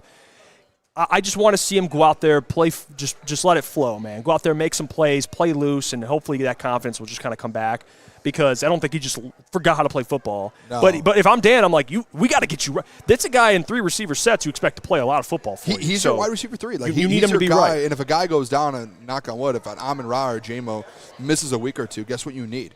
You need him to be able to step up, and you have to be able to trust that he can do it. Yeah. And I think last week in the preseason game, I think they were intentional about getting Isaac Tesla a look so he can get a little confidence going, get a feel, and kind of to maybe where they don't have to play him as much going forward. And he struggled. He dropped 2 passes, and the one it went right through his hands and hit off his face mask. Like, that's not a good look. And so I think now, tomorrow, I think the number one goal offensively should be one. Obviously, you want to get that run game and O-line going, but you have to be very, very intentional at trying to get Isaac Tesla the ball and seeing if you can get him going a little bit. Yeah, Isaac is one of those guys where he's a playmaker, and I think in preseason you're playing against lower competition. Like I mean, just go out there and just kind of bully these guys. He has to go out there. Like, dude, you're supposed to be a really good wide receiver 3 in this league. They traded up for you, and they gave up 3 third-round picks for you. You have to go out there and produce. This isn't like, to me, and I'm an Isaac Tesla fan, but you can't give him an excuse and be like, oh, you'll get you there. No, he's there now. Like, you saw him make plays last year. You have to go out there. If you are a starter in this league and you're playing in the preseason, you're expected to go out there and dominate versus seconds and thirds. And you need to do it. And last week, I think it was unacceptable what he looked like last week. And I don't know what he's looked at camp. We don't hear a lot from him out of camp, and we've heard that he struggled a little bit. It's unacceptable. I don't care if it's a year 2, what is it, the slump. This is a Super Bowl team. Like, you have expectations to win a Super Bowl. You have to step up, and you have to play at that level. Yeah, that's how I look at it with Tesla. And I'm a Tesla guy. I agree. And look, like, the thing about Tesla, and I know it's the preseason, but, like, in the, knock on wood scenario – that, St. Brown or, J-Mo miss any games and you need him to step up and be your wide receiver too, that's where I want to see during these preseason games. Like, I want him to be one of the featured receivers. Like, he's not playing his role that he plays when J-Mo and St. Brown are in the game. Like, he is the primary target out there when the twos are in. And that's what I want to see out of him, because when push comes to shove, like, injuries are going to happen, and I would rather feel very comfortable with Tesla rather than feeling like Tesla is not reliable enough and then we have to have Dortch playing that wide receiver 2 role if there's an injury. Weezy said, "Is Tesla not allowed to struggle and grow?" No, he is. I mean, this is this is the conversation of, the hey, you have any Weezy, criticism. You have a Super Bowl contender, right? Guys don't have time when you're at this level and in this part of the window, which we're going to have a conversation about the Lions window in a little bit. When the window's open, like, you just don't have time for guys to come in and be like, hey, he'll eventually get there. We saw last year that he can do it. Where is that now? Like, that's what you can't just sit there and be like, it's an excuse thing, dude. Weezy. I love you. I love the back and forth. I love the debate. Did you not listen to the beginning of the segment when we both said, like, are we worried? No. Like, we know he's going to make plays. It's just something I'd give him more run to get his confidence back. So he's not allowed to struggle? Yeah, that's what we're saying. The guy's not allowed to struggle. Dude, he struggled last week. Guess what? We still have confidence our in him. job, he struggles. We point out he struggles, and we point out how we think what the solution could be, which I think is play him more in the preseason. Let's get the guy's confidence back, get him making some plays, and we'll get him right for the regular season. He's still a young player, so, he's not allowed to struggle. That's what we're saying. You're allowed to struggle, but you have to find a way. When you're the wide receiver 3 and you're expected, got to get him right, yeah. You have to be good to go for the season. Yeah, clearly guys struggle, man. We can't afford Isaac Tesla to go out there and have a sophomore slump all year long. Facts. I think that's fair. I think it's the same thing with any other position here. You can't afford some of these guys to go on slumps, because look what happened the last 3 years. Dude, how do we feel about Blake Miller, though? He getting run, right? Yeah, for sure. It's not like people going, like, I think it was you had that conversation, but maybe not going at him, but like, hey, question marks. He's a rookie still at the end of the day. I just think, the reps are important. Dude. I mean, it's like, I get it, because he is a starter, so people are probably going to be a little more worried. Like, do we play him if he gets hurt? He needs as many reps as humanly possible. I'm not going to have the Blake Miller conversation if I'm worried or anything until week 5. I think for any rookie to evaluate a rookie who's starting for you give him till like Thanksgiving, a little after Thanksgiving, to get like a better vibe of where he's trending. Not that you have like to take on what he is as a player, because you need some time with that, maybe a year. But I just think to get the vibe of where he's trending, I'd give him till about Thanksgiving. Is that fair, Justin? But really quick, by the way, Weezy's trying to say that we're giving Blake Miller time. Like, Blake Miller's a rookie. Like, last year, if Tesla struggled, guess what we weren't doing? We weren't going at him. We know what Tesla is, though. That's why this year going into year 2, you have an expectation for a guy like that. There's so many people that talk about Tesla too, like that he's a wide receiver 2 in the NFL in his future. Like, and so like we got to keep that same energy. Like, I'm not even asking for that. He just has to be a reliable third option of this offense and be able to step up in a wide receiver 2 situation if someone gets hurt. So that's where I don't think that. Perfect example. You ready for this? If Tate Ratledge was getting cooked in camp, and he goes out in a preseason game and gives up 2 sacks, like Isaac Tesla, we would have that conversation. We would definitely be having that conversation. But guess what the expectation is for Tate Ratledge going into this year? I have no worries on Tate Ratledge. He's given us nothing to worry about. But if he did, guess what? We would have a conversation. Hey, man, we can't afford you at right guard to be bad this year. Yeah, and if he has a bad game, cool.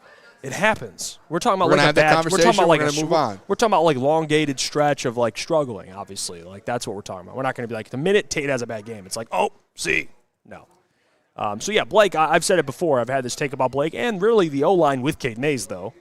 But my take was I'm not going to panic when we're 2 weeks into the season and it looks bad. With Cade Mays. Obviously now it's like, okay, they hold it down without Cade, a little different. But Blake, even for Blake, like I'm willing to give him more time. They give up a sack. I'm going to be like, this offensive line sucks. You got to give this O-line with Cade Mays. I'm going to keep referencing that.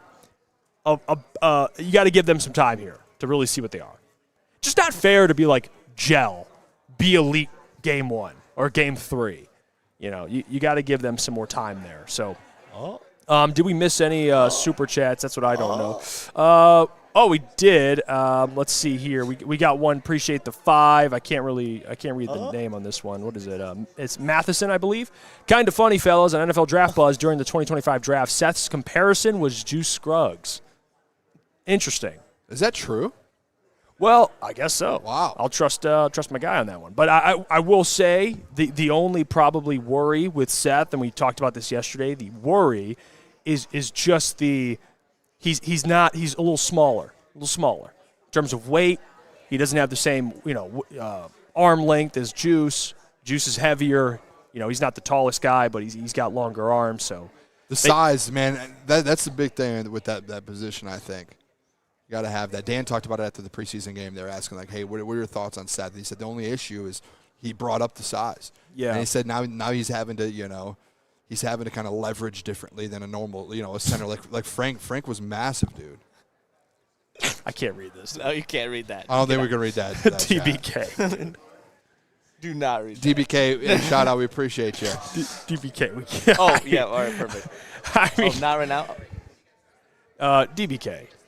We appreciate you. I can't comment on the. I can't comment on the. Come on, chat. DBK. Just can't do it. Gonna get us in trouble. Yeah. Let's talk about some. We talked about some starters, bubble guys we mentioned. Really only bubble guy we mentioned was Anthony Lucas. Is there anyone else we're talking bubble guy at this point? Like maybe you could throw out there some guys on defense that we're not talking enough about. I think. Anthony Lucas. Linebacker room, the Anthony Lucas thing. Eric Hunter.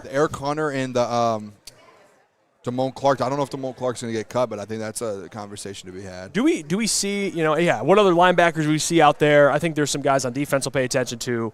I'll tell you what, let's take a quick break. We'll continue this conversation. We'll talk some more preseason. Toledo.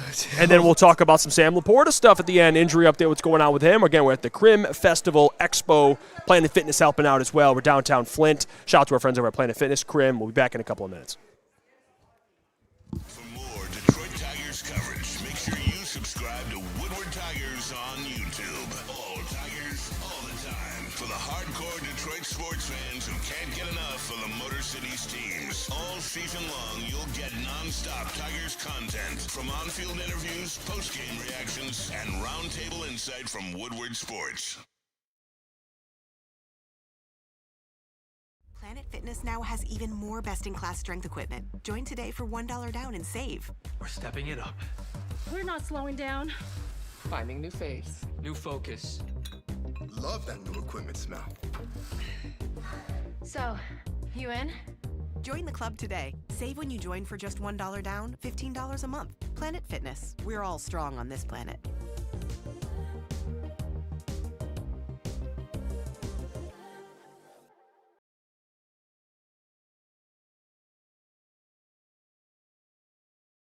Is here to cheer on the Detroit Lions.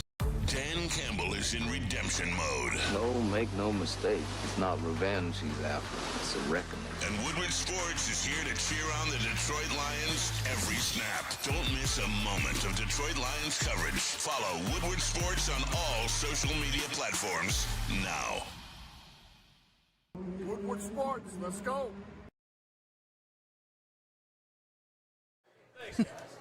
And we are back. It's crunch time here on Woodward Sports. Again, we're live at the Crim Festival, downtown Flint, joined by a special guest. And for our people watching at home that are interested and wondering, where are the guys at? What's going on? Could you introduce yourself, talk about your involvement, just talk about the event itself for other people watching? So my name is Liz Jones. I'm the Associate Director of Races and Training at the Crim. My main job at the Crim is I run our adult training program, which helps around 1,300 people in the Flint and Genesee County area get ready for the race. So that starts back in May. Got it. I am also in charge of all of our youth running clubs, summer running clubs. We have about 600 families that participate in our running clubs all over Genesee County and in the area. And then for the race, I'm all of like the registration support, bib assignment, age group awards, all that stuff. So we stay pretty busy this time of year. Yeah. It looks busy. Can I ask you about this kind of the whole event as a whole? There's all these different vendors, so many different things. Can you talk about like what you guys have here, the different parts of the festival? Yeah, so you'll see all sorts of different things here. You'll see a lot of our sponsors, so they will be here. We have local running stores selling anything that you might need. So if you're last minute for race day and need some stuff, this is the place to come. I saw the shoes over there. Yeah, if you forget your shoes. That's me, by the way, forgetting everything. Shoes. You forget your shoes, you forget your shirt, they got it here. Perfect. They got it here, yes. I do want to ask, because one thing, we got the sheet breaking it all down. It's my first time here ever, so I wanted to know more about the event. 11,000 participants from 40 states.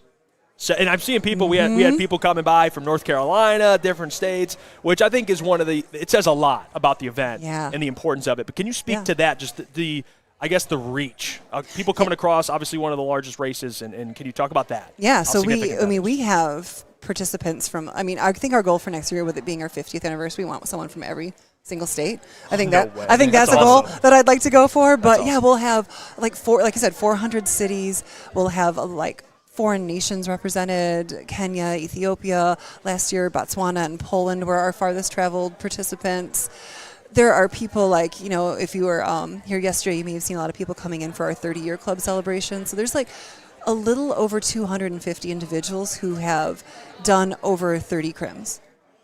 There are, that's 30. And then we have 40, 45. We have almost, 12 people who have done every single crim thus far. Wow. They've done all 49. So I think it speaks to the fact that this is far more than just a race. Yeah. Yeah, it's a lifestyle. It's a lifestyle. It's a community. The Crim was my very first race I ever ran, and I was so shocked about how the community came out to support. Everyone, there was people cheering from their houses, handing out water, entertaining all of us. And then, so that was my very first race ever, and I always say I got super, super spoiled, because then the next race I ran, didn't have that. Yeah, you become spoiled. Yeah, I was like, where are all the people? That's a high bar. Right, yeah, right. I set this super high bar, and I wanted every race that I did since to be like that. So it's wonderful as an employee, and then as a participant who's done the race many times too. It's cool to see. Can you talk about some of the races? I'm seeing this. You got the historic Crim 10 mile, half Crim 5 mile. Mm-hmm. There's 5K, Michigan Mile. Can you talk about all these different variations? Teddy Bear Trot. Yeah, I always try to win that one, but I'm too slow. So the race started initially as a 10-mile race. So, Bobby Crim went to a Special Olympics fundraiser or an event, and he was so inspired. He said, I want to do something to help fundraise for Special Olympics. So he started in 1977 this 10-mile race, and that's kind of what became kind of our flagship, what we were known for.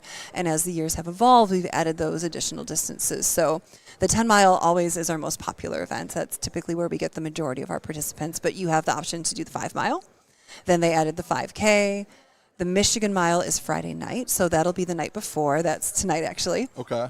What is the Michigan Mile? So that is on U of M Flint's campus. Okay. So, no way. Yeah. And, we'll have over 1,000 people in that event as well, too. I expect it to sell out, actually, the next probably couple hours or so, that the community gets really involved. The thing I love about Michigan Mile, too, is it's a very accessible distance, right? So many people can do a mile. So many people can do it with their family. A really special thing with Michigan Mile as well, too, is U of M has one of the top-ranked physical therapy programs in the United States, and they have a group of patients that practice and that get ready that have either had strokes, have Parkinson's.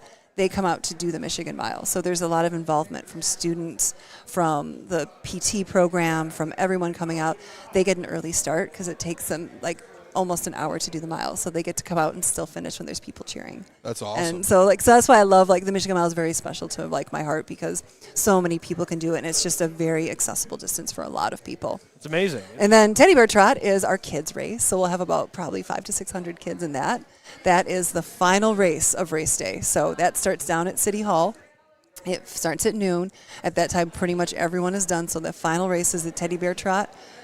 A lot of emotion in that race. Those kids, they're Oh yeah, I can imagine. they're just coming down Saginaw Street, They're doing it. So that's one of my favorite ones to be a spectator of is Teddy Bear Drive. Are people, by the way, too, like, is there? You said there's still openings. Are people allowed, if they're watching and they run, to still kind of come and do this? Or so they have to be registered to be on the race course. Okay. So you do have to have a bib on to be on the race course, and that's just for everyone's safety. Yeah, We need to know who's on the who's course. out Heaven forbid there's a medical emergency, like that connects us to like your emergency contact and all that stuff too. Yep. So you do have to be registered to be on the actual race And then course. how can people get registered? If they want to come off for the 50th. Yes. Crimraces.org is where you want to go. So registration is open till midnight tonight unless events sell out sooner. So Okay. you can still go to crimraces.org and sign up. But we don't do day of registration. Okay. So you gotta. We need to figure out gotta next commit. year every single state. We need to figure out people. We have a lot of people who watch us in different states. Yeah, if there's states that you're missing, we can reach out and we can try and we find can some figure it out. people. Find Yeah, Lions fans let's in each get of them these out states. there. Yeah. Maybe we could do like show versus show. We can compete with the other shows. Yeah. Me and you take a team on. Maybe we race. Neil There would we probably go. whoop our butt. To be Yeah, honest. I don't. Neil 10, runs 10 like mile. I don't know miles if I a could day. do a 10 mile. If you guys sign me up right now, it would take me a long time to get through that finish line. I respect That's everyone okay. who does it. You got lots of time out there. I'm going to need all Yeah, of the it. Lions season might be over when we're done, dude. It might take a while. But before we go, I did want to mention the what the participants receive. I was Yes. reading the list. Customer finisher medal. You got all these different. Can you talk about what comes with participating as Yep. well? So as all the events? of course, you get your bib, which times your distance. So you do get an official time, a scored time. You get T-shirt. All of our shirts are ASIC shirts, so you do get like a nice branded shirt, screen printed. I also like to throw in there that we do locally screen print and support local business There for you go. all of our shirts. That's big time. We have someone that Roger at the Great put on that prints us 12,000 shirts. Locally. way. He does amazing. So you get a fabulous shirt, screen printed shirt, you get your bib, you get your timing results, you get a medal, and if you've been with us for these past few years when we've been on this road to 50, you get kind of the next part of the collection. So our year 50 is going to be a giant medal that the past 4 years are all going to attach to. So it's magnetic. So you get the next piece of that. Okay. And then of course there's food at the end, beer if you'd like, soda, water, and the flat lot has entertainment. There'll be a band playing, so you get to come out and see that. So all sorts of cool stuff you get out there. It's amazing. You guys That's hear it. awesome. If you want to get Yeah. involved, you have the information. She talked about it, which, by the way, you can rewind and watch it. We'll be here doing our show. I believe Braylon will be here as well, Yep. 2 to 4. Thank you so much for joining us, talking about this and all the stuff that goes into it. It's so special. We'll take a quick break. We come back. We'll continue the conversation. We'll see you guys in a couple of minutes. Planet Fitness now has even more best-in-class strength equipment. Join today for $1 down and save. We're stepping it up. We're not slowing down. Finding new faith, new focus. Love that new equipment smell. So, you in? Join the club today. Save when you join for just $1 down, $15 a month. Planet Fitness. We're all strong on this planet.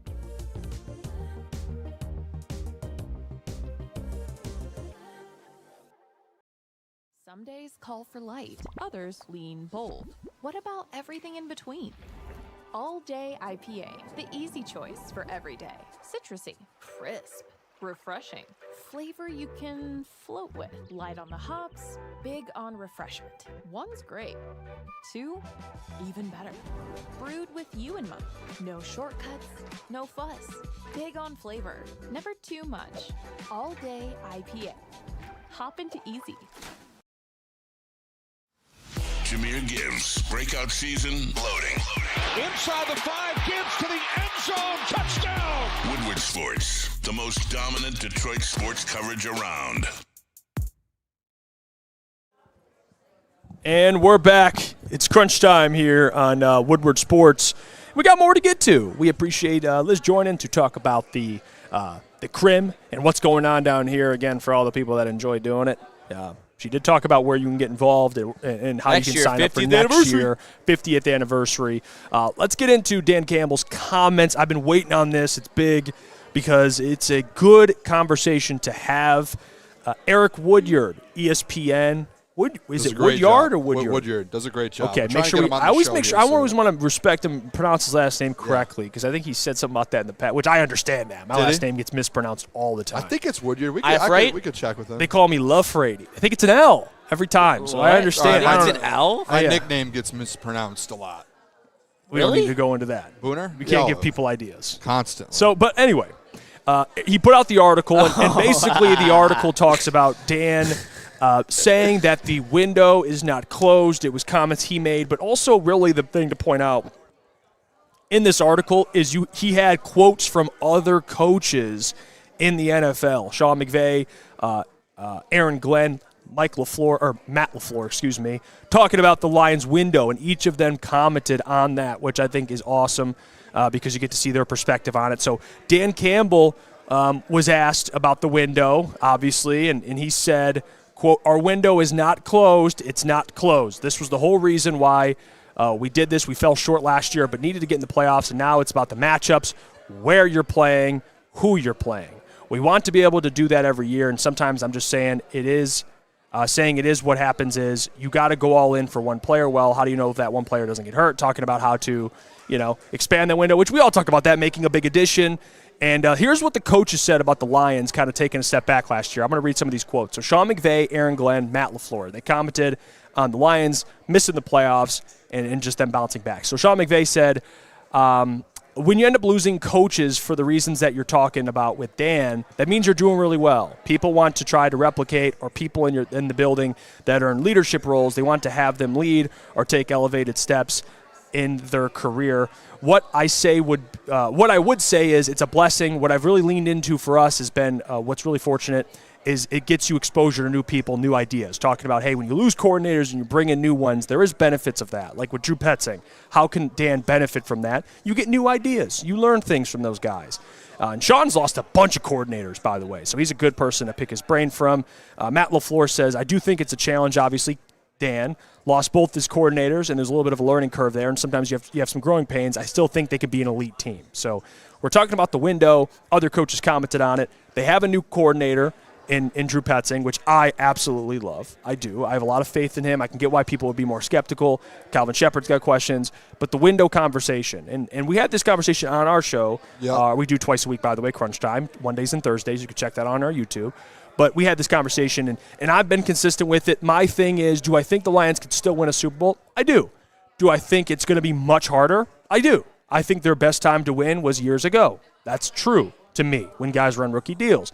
The way you have success right now, and I'm not going to say the window's closed, but how you win is by doing what we talked about yesterday. If you tuned in, you got to hear that discussion. You got to get production from rookies. You have to have rookies playing well for you. It's the secret when you're paying so many different guys. So I love the optimism. I would never expect my head coach or GM to say the window's closed. That's the wrong mentality. I think, too, and I think people get wrapped up a little bit too much in this, the window talk to where, we've had these conversations. Oh, you hear Lions fans that are mad at how Brad's approaching it. Hey, window's closed. I think we can agree on this. Jeff, tell me if I'm wrong. I think there's different kind of, windows within the NFL, right? You look at 2023, and this is where my mind went to it instantly. It's 2023.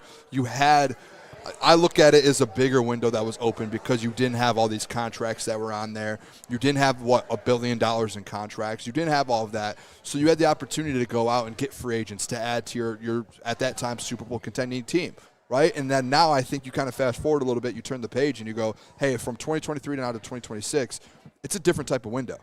You now have $1 billion, guys, in contracts. So you have to find, if you're Brad Holmes, within this window, how do you find a way to win within that window? It's the same thing with the Rams. When they had Jared Goff, that was a different window that they had with the Jared Goff that they did now with Matthew Stafford. It's different windows. Now, it's still open, though, right?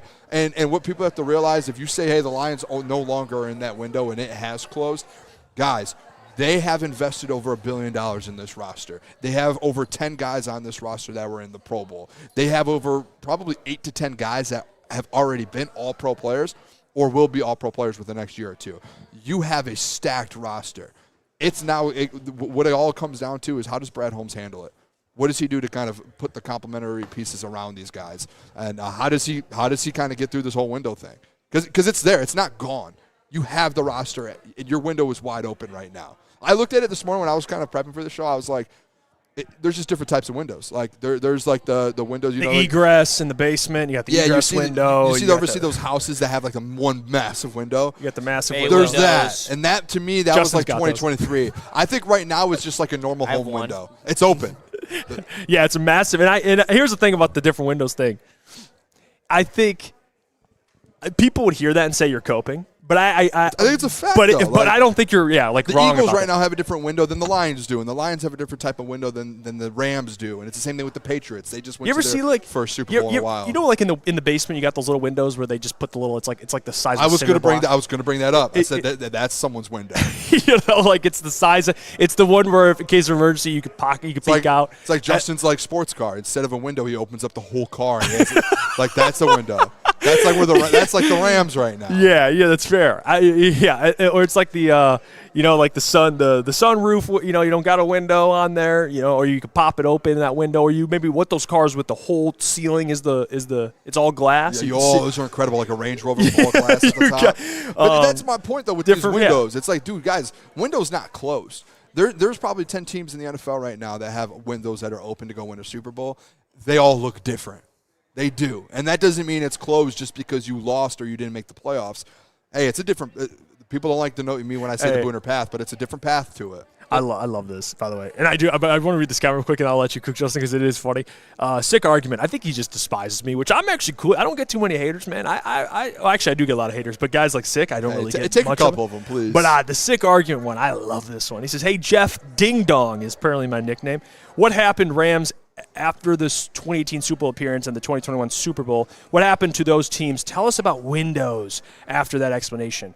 I don't understand what the hell you just said. They but won what a Super Bowl. Well, realistically, after 2018, they kept a lot of those same guys, and they rebuilt the window, and they got a different window, and they won a Super Bowl with Matthew Stafford. Yeah, what happened was they went all in and capitalized on their window, which was a short-term window, and they went all in and won. And then they just reset, and now they're back. So, yeah, that's basically what happened. I don't know if that explains it. But, Justin, I want to know where you're at because we've had this conversation. Me and Booner are on different sides with it. We talked about the Lions being contenders. Can they win the Super Bowl? We have different definitions of contenders. That's how I always like to preface it. Booner, and most people actually probably agree with him. There's some people that do agree with me. But it's, how many teams in the playoffs are actually contenders? Every year, I think there's only probably 2 to 3, maybe max 4 teams that win a Super Bowl. That's just my opinion. Which is crazy. And I think it's fair. I think it's how I base it. Booner and I think last year just proved that whole thing because the Seahawks won it and they were like the 15th favorite as the to win number it. 1 seed. But they were like the 15th team, like best odds preseason. And sometimes that can change throughout a season. I understand that, but I thought I would what say Jeff was saying is like when they get into the playoffs, there are 4 teams that you can look at because last year you looked at the 4 teams and you said, all right, there's 4 teams that can win the Super Bowl this year. You have the Seahawks, you have the Rams, and then you have the Patriots. And I don't think a lot of people thought it would be Denver there, but that could have been those could have been the 3. I think they can change for a season. I'll give you that. Obviously, our job is to predict what teams they'll be, so that's where it gets a little tricky. But I think there's a couple. I don't think they'll win the Super Bowl this year. I think they'll be a good team, a playoff team. Can you win a playoff game? Yes. People have Super Bowl, ceiling or expectations. Where are you at with it? I'm more your boat because if I'm saying Super Bowl contender, like I actually believe that like if we were going to be put up against most teams in a playoff game, I think we'd win. I think only half the NFC we would be in a favorable playoff game against, and that's not the world that I want to live in when we're talking about being a contender. And I think the type of window that we're in right now is the type of window where you need to be flexible and you need to find guys on value that you can bring in those vets and those, rental trade pieces. And you saw the Patriots do it in their huge windows of successes. You'd always see them take a flyer and find some guy like, Malcolm Butler, who they find out of nowhere and comes and then becomes a starter for them for years. Like that's the type of player that the Lions need to start finding, and whether that's through the draft, whether that's through free agency, whether that's through trade acquisition, like that is where like they need to level up, because now that you have all of these guys inked to long-term deals and you have this window open until 2028 when you have to re-up the next wave of contracts, that is how you need to build this team to be a winner. So during this season, like that's what I expect. I expect there to be a move that pushes our defense to being probably in the higher middle tier to that upper echelon of defense to probably push us into the top 12, the top 10. Like that's what I think is going to happen, because when you do look at this defense, you do look at that cornerback room, I can't believe that Brett Holmes is sitting there and saying, all right, yeah, we don't need anyone, not even a piece of depth when it comes to halfway through the season, especially with the way that the injuries have piled up there in the last couple of seasons. That's where, too, by the way, in 2023, when you didn't have a pass rush, That's where it was like, hey, you didn't pay. You have no one on contract, right? And you knew you had a couple years until you pay. And they didn't do it, right? Like they sat back and they were like, we're going to be fine. We're just going to, hey, we're basically, at that point they said we're playing with house money. Now you really aren't because you've paid everyone. And you need to make sure that this window right now with these guys under contract, it's a win or go home type of deal. You have to try and win a Super Bowl. Because or at that point, that $1 billion that you put out there, it was worthless. Well, it feels like, you know what it feels like right now? We're getting into that like, hey, bend don't break vibe for the season.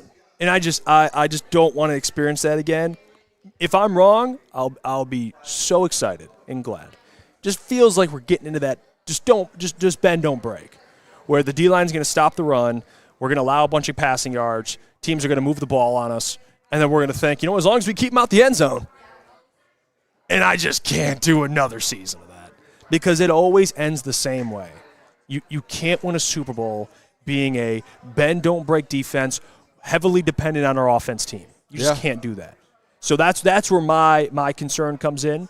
I'm excited to see what Brad does with this window. When you pay that many people that much money, man, it's you better capitalize on it.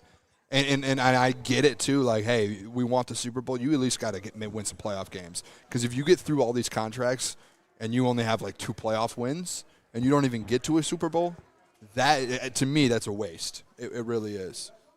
Let's keep this going here because I do want to have the Sam Laporta conversation. We didn't really – we haven't. We didn't dive into shout out B-Lad, by the way. Hey, he's pulling B-Lad. up. The GOAT.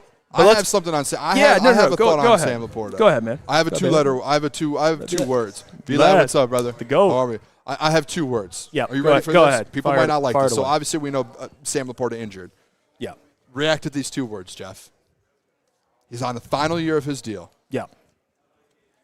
Franchise tag. That's it. I agree. Franchise tag. I'm right there with you, Booner. And I don't even think we have to that's a one we have to really. We could break it down all we want. But at what point do you start considering him? I don't even want to say it because I feel bad bringing this up, but at what point is he getting put into injury-prone conversation? Well, see, this is the question that I had because when I was looking it up this morning, I started looking at some of his injuries, and the one thing I actually went and looked at, I don't think people talk about enough, is his games played. Realistically, unless I was looking at the wrong player, he has had 55 total games that he could have played in. He's played in 46 of them.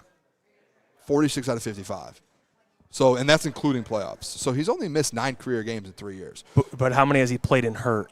That's the thing, where he lot. played through a lot of injuries. Now, this is where it's like, hey, I don't want to be that guy that's like, don't pay him at all. You don't want to pay the guy. I think there just has to be some sort of caution going through it. And I think with the Falcons, when they knew, hey, we had to pay Bijan, Drake London, we had to start paying some guys, Jesse Bates, they were cautious with Kyle Pitts. And they went about the franchise tag route. And I think this year it's I know maybe he wants to get a deal done. And this injury might not even be a big deal, and he might end up having a really good year. But I think if you look at it and go, hey, you know what? Sam, if you sit him down in the conference room with his team and say, hey, Sam, we want you in Detroit. We love you. We think you're a really big part of this team. I heard Nick on the heavyweights give the whole spiel about when Laporta's in, you're averaging 30 a game. When he's out, it's 22. The whole thing. I understand that. You look at him and say, hey, we these are the numbers. We want you, and you're a piece of this offense. But realistically, we can't just hand you $18 million for the next 3 years and feel comfortable with the injuries that we've seen. Go out there, put some more, show us some more this year, stay healthy. We're going to franchise tag you. And then next year, it gives us another year to be able to figure out this money situation, move things around, and make that decision if we want to give you a 3-4 year deal and pay you a full $18.5 million. Yeah, I don't think you're off base by what you're saying. I think the most important thing Brad has to think about is, hey, you probably got to pay Sam in the ballpark about $18 million per year for the next 4 years. So taking that into consideration, you have to weigh, is he important? Yes. Does Jared Goff love him? Yes. Could we find a replacement for him for cheaper to make up for some of the production? Not saying he could be Sam Laporta. But what I mean by that is when you have Amon-Ra and Jameson Williams on the football field, everything underneath is going to be open, pretty much. I mean, you have Amon-Ra, who's basically going to be double-teamed or mainly game planned for. Jameson's going to take the top off. And you know what? Throw Jameer in there. Yeah. So any tight end, I'm not saying what Laporta does should be discounted or discredited. I'm not saying that. But what I'm saying is if you have a tight end that can block and can be just, a threat out there, and I'm looking at tight ends around the league on teams like the Rams rock out with 3 tight ends, all fine tight ends, no one's really elite or great. Can they just get open underneath passes, basically allow Jared to just move the ball down the field by 8 yards at a clip?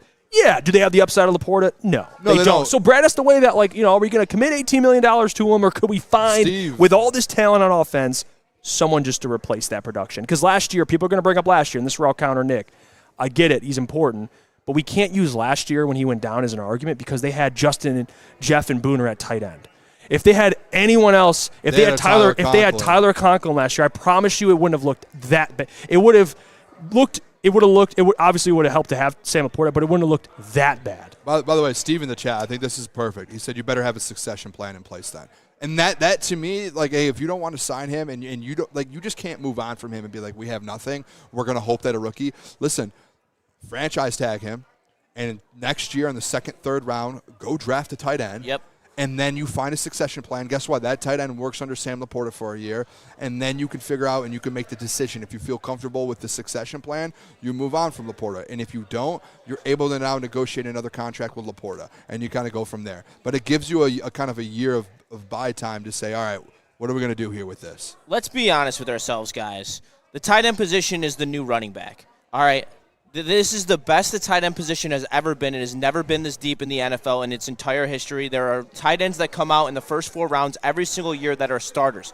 They are easily replaceable, and I understand Laporta is a top echelon tight end, but when he plays through injury and he has this injury history, I think that franchise tagging him and going for the succession plan, whether that is drafting a tight end or bringing in some more lower-level names and doing what the Rams and the Seahawks do, I just think that the tight end position is not as big of a value as Jameer.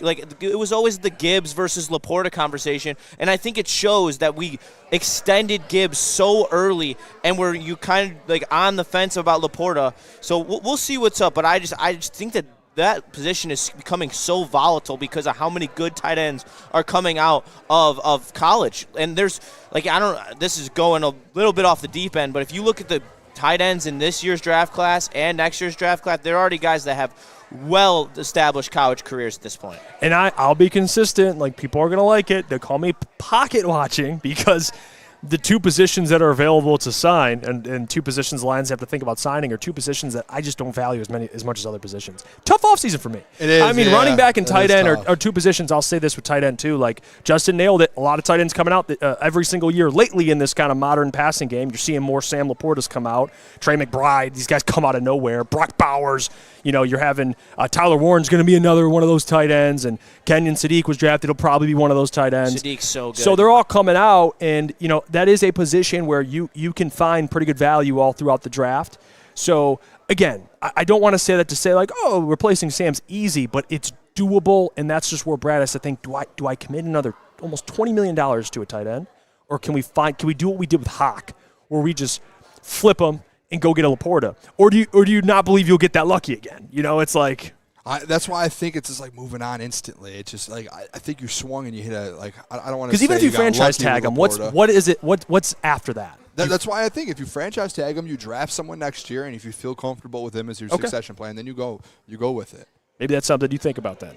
It's kind of like the running back thing. You do have to have a plan in place with the Laporta situation. Yeah, unless they're already if they don't have a plan in place, guess what that means? They're going to sign him, and he's going to get exted. Yes. But it is a lot of money. That's why Gibbs has leverage. When Gibbs was negotiating, it's all right, bro, you guys don't want to pay me? Who's playing running back? Isaiah Pacheco? No. For the foreseeable future? No. So if I'm Sam, I'm all right, you guys don't want to sign me? All right, cool. Who's playing? Brock by Wright? the way, Retro Life in the chat said, you guys act like Tyler Conklin was garbage. Do you not remember the production he had when he was putting out with the Jets? I don't think any of us. I think he's talking to the chat. Oh, okay. We just hyped him up. Because I think it's actually a good thing that now all of a sudden with Laporta potentially out week 1, that there's a question mark. I feel more comfortable now with Conklin in there than last year with the Brock Wright and his Shane Zylstra. Conklin is a much better passing threat. Yeah. Pass-catching threat than anyone the Lions had last year. Conklin has actually produced in this league. Where Brock Wright, you've seen it one game a year. Where Conklin, you've seen it throughout his whole career. So I do feel more comfortable. That's how it is, man. And in the chat sick argument, he said that we're off base, and he listed how did having elite tight end work out for the Raiders, Niners, Vikings, Falcons, and Texans. And I just don't understand because none of those teams have a Super Bowl. And isn't that the ultimate mark? Isn't that if it works or it doesn't work? And the only times that it has worked, and I know this is Anton's favorite argument, and you look at the tight ends of teams that have won the Super Bowl, the only ones that are truly special are the true generational elite, like we're talking about the Gronks and the Kelseys. Other than that, it hasn't really been special in the last couple of years who the tight ends have been. You want to look at the Seahawks, they got A.J. Barner, a room of a bunch of guys that could just do what the Rams do. They fill a hole. And then you look at the year before that, they had Dallas Goedert, solid tight end, but he's not making top end money. He's not going to make it's all about the cap percentage, and I just don't think that paying a tight end who isn't truly like Travis Kelce, Gronk level, like we're talking about the special. I just that's why we paid Gibbs. Gibbs is one of one. He is special. Laporta is not special, and I think it is way easier to replace him. He's special, but not to the Gibbs level. Yes. I get what you're saying. And I'm with it's hard to compare him Justin to the number one running back in the NFL. No, because people would agree he's not getting Kittle money, he's not getting McBride money. You get the next tier under that. So I don't know. They got to think about it. Let's take a break. We come back. We'll get to mailbag. Drop the mailbag questions. Anything you guys have, thoughts, questions, whatever, takes. Let them fly. Anything you want. We'll address them. Again, we're at the Crim Festival down here in Flint with our partners, Planet Fitness. Shout out to them.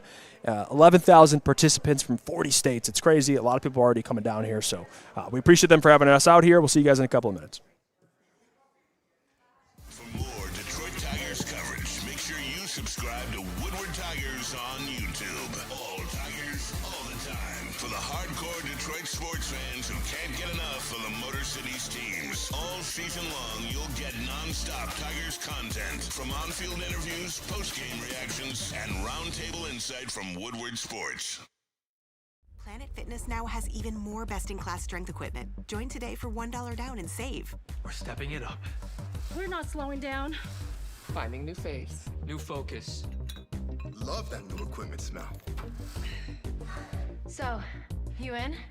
Join the club today. Save when you join for just $1 down, $15 a month. Planet Fitness. We're all strong on this planet.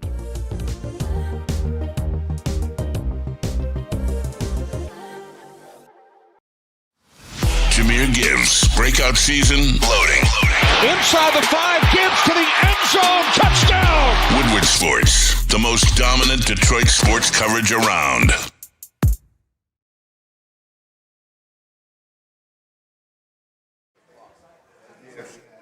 And we're back. Crunch time here at Woodward Sports. We're live at the Crim Festival. We appreciate you guys tuning in. Hit the like button, drop your mailbag questions, and we will get to it. Let's see. I got one right away. Yeah, let it rip. Let's go. From Real Cream of Wheat. Jeff, do you like the honey? Yeah, there's the beast thing. I mean, it's just coming back today. It's just like it's a lot. It's one of the oldest bits on this network, and it doesn't bother me at this point, but it's just funny. Like bees. My pushback to it would always be like, if you're really one of those guys who are like, yeah, when a bee's around me, I just chill and sit here and take it. I had the take that like, I all think right, we bro, should. like you're so cool. Who was the originator of the bee stuff? Neil. I said we should take Neil, put him in a room full of bees, and see how he does. And by the way, we were on a golf course. There was a bee by Neil. What did he do? Got out the way. No. Oh, did I say anything? Look. No. Because it's a human reaction. Okay, and by the way, I didn't run from the bees. It's funny how they bring that up. It was not the case. There was a bee's nest near the table at this golf outing we were at, and everyone, Lucas included, everyone was like, oh, dodging these bees. Now I'm the guy that hates bees. Man. So if you love bees, by the way, love what they do for the environment, but if you're just like, yeah, I want to just take a nap in a bee's nest, good for you. Nitty Gritty's mailbag said, I think Conklin was in preparation to move on from Sam Laporta if the injury continuously holds him back. And trade him like we do. We did a Hawk. Anyone agree? I don't know if they signed him to kind of take over Laporta's job. I think that was more so let's get some depth, especially at the tight end position. They need depth, get some more receiving at the tight. When Laporta was out, you had no receiving tight ends. It was all blocking tight ends. So you had no weapons on the field with the tight ends. Now you at least can have an opportunity to have a weapon. I don't know if it's like he's a predecessor where it's like, hey, he's the next guy. As much as we love Tyler Conklin, he's been in this league a long time. Let's see here. I did see One here, Tyler at Woodward. Can we stop the Zeitler talk? Jeff Risdon said on his daily DLP, shout out Jeff Risdon, per sources that the Lions won't bring him back because Zeitler, I'm paraphrasing, lied to the Lions. I think Zeitler said he was coming back, and then he didn't end up coming back. He didn't went to went to Tennessee, yeah. But there's a couple more in here, too. Yeah. Xavier D said, Mailbag, which Woodward sports employee would be most likely to start a book club? Anson. Yeah. I don't know what kind of books Anson would be reading, though. Oh, well, you know what? I have an off the board one. I got one too. Can I say Ryan Lentz? The guy has books on his in desk. His office. He reads. You know what he reads? I appreciate it. Who's the guy? Man, the guy who's like into space and Neil deGrasse Tyson. He has all his books. I walked up to him yesterday. I said, "Did you read his books?" He goes, "Yeah." Did you learn anything? Like, are you a? He's like, I love his books. Like, what are you? Ryan Lentz, our videographer. I would say my off the board one is Spenny. No, Spenny reads. Spenny is a huge reader, and I could see him and Anson starting like a manga reading club for anime. Yeah, those are two good ones. Freddie said, Mailbag, what was your jersey number growing up? My basketball number was number 5 for Jalen Rose. Mine actually was number 5. That's my favorite number. Was number 5. Any reason or?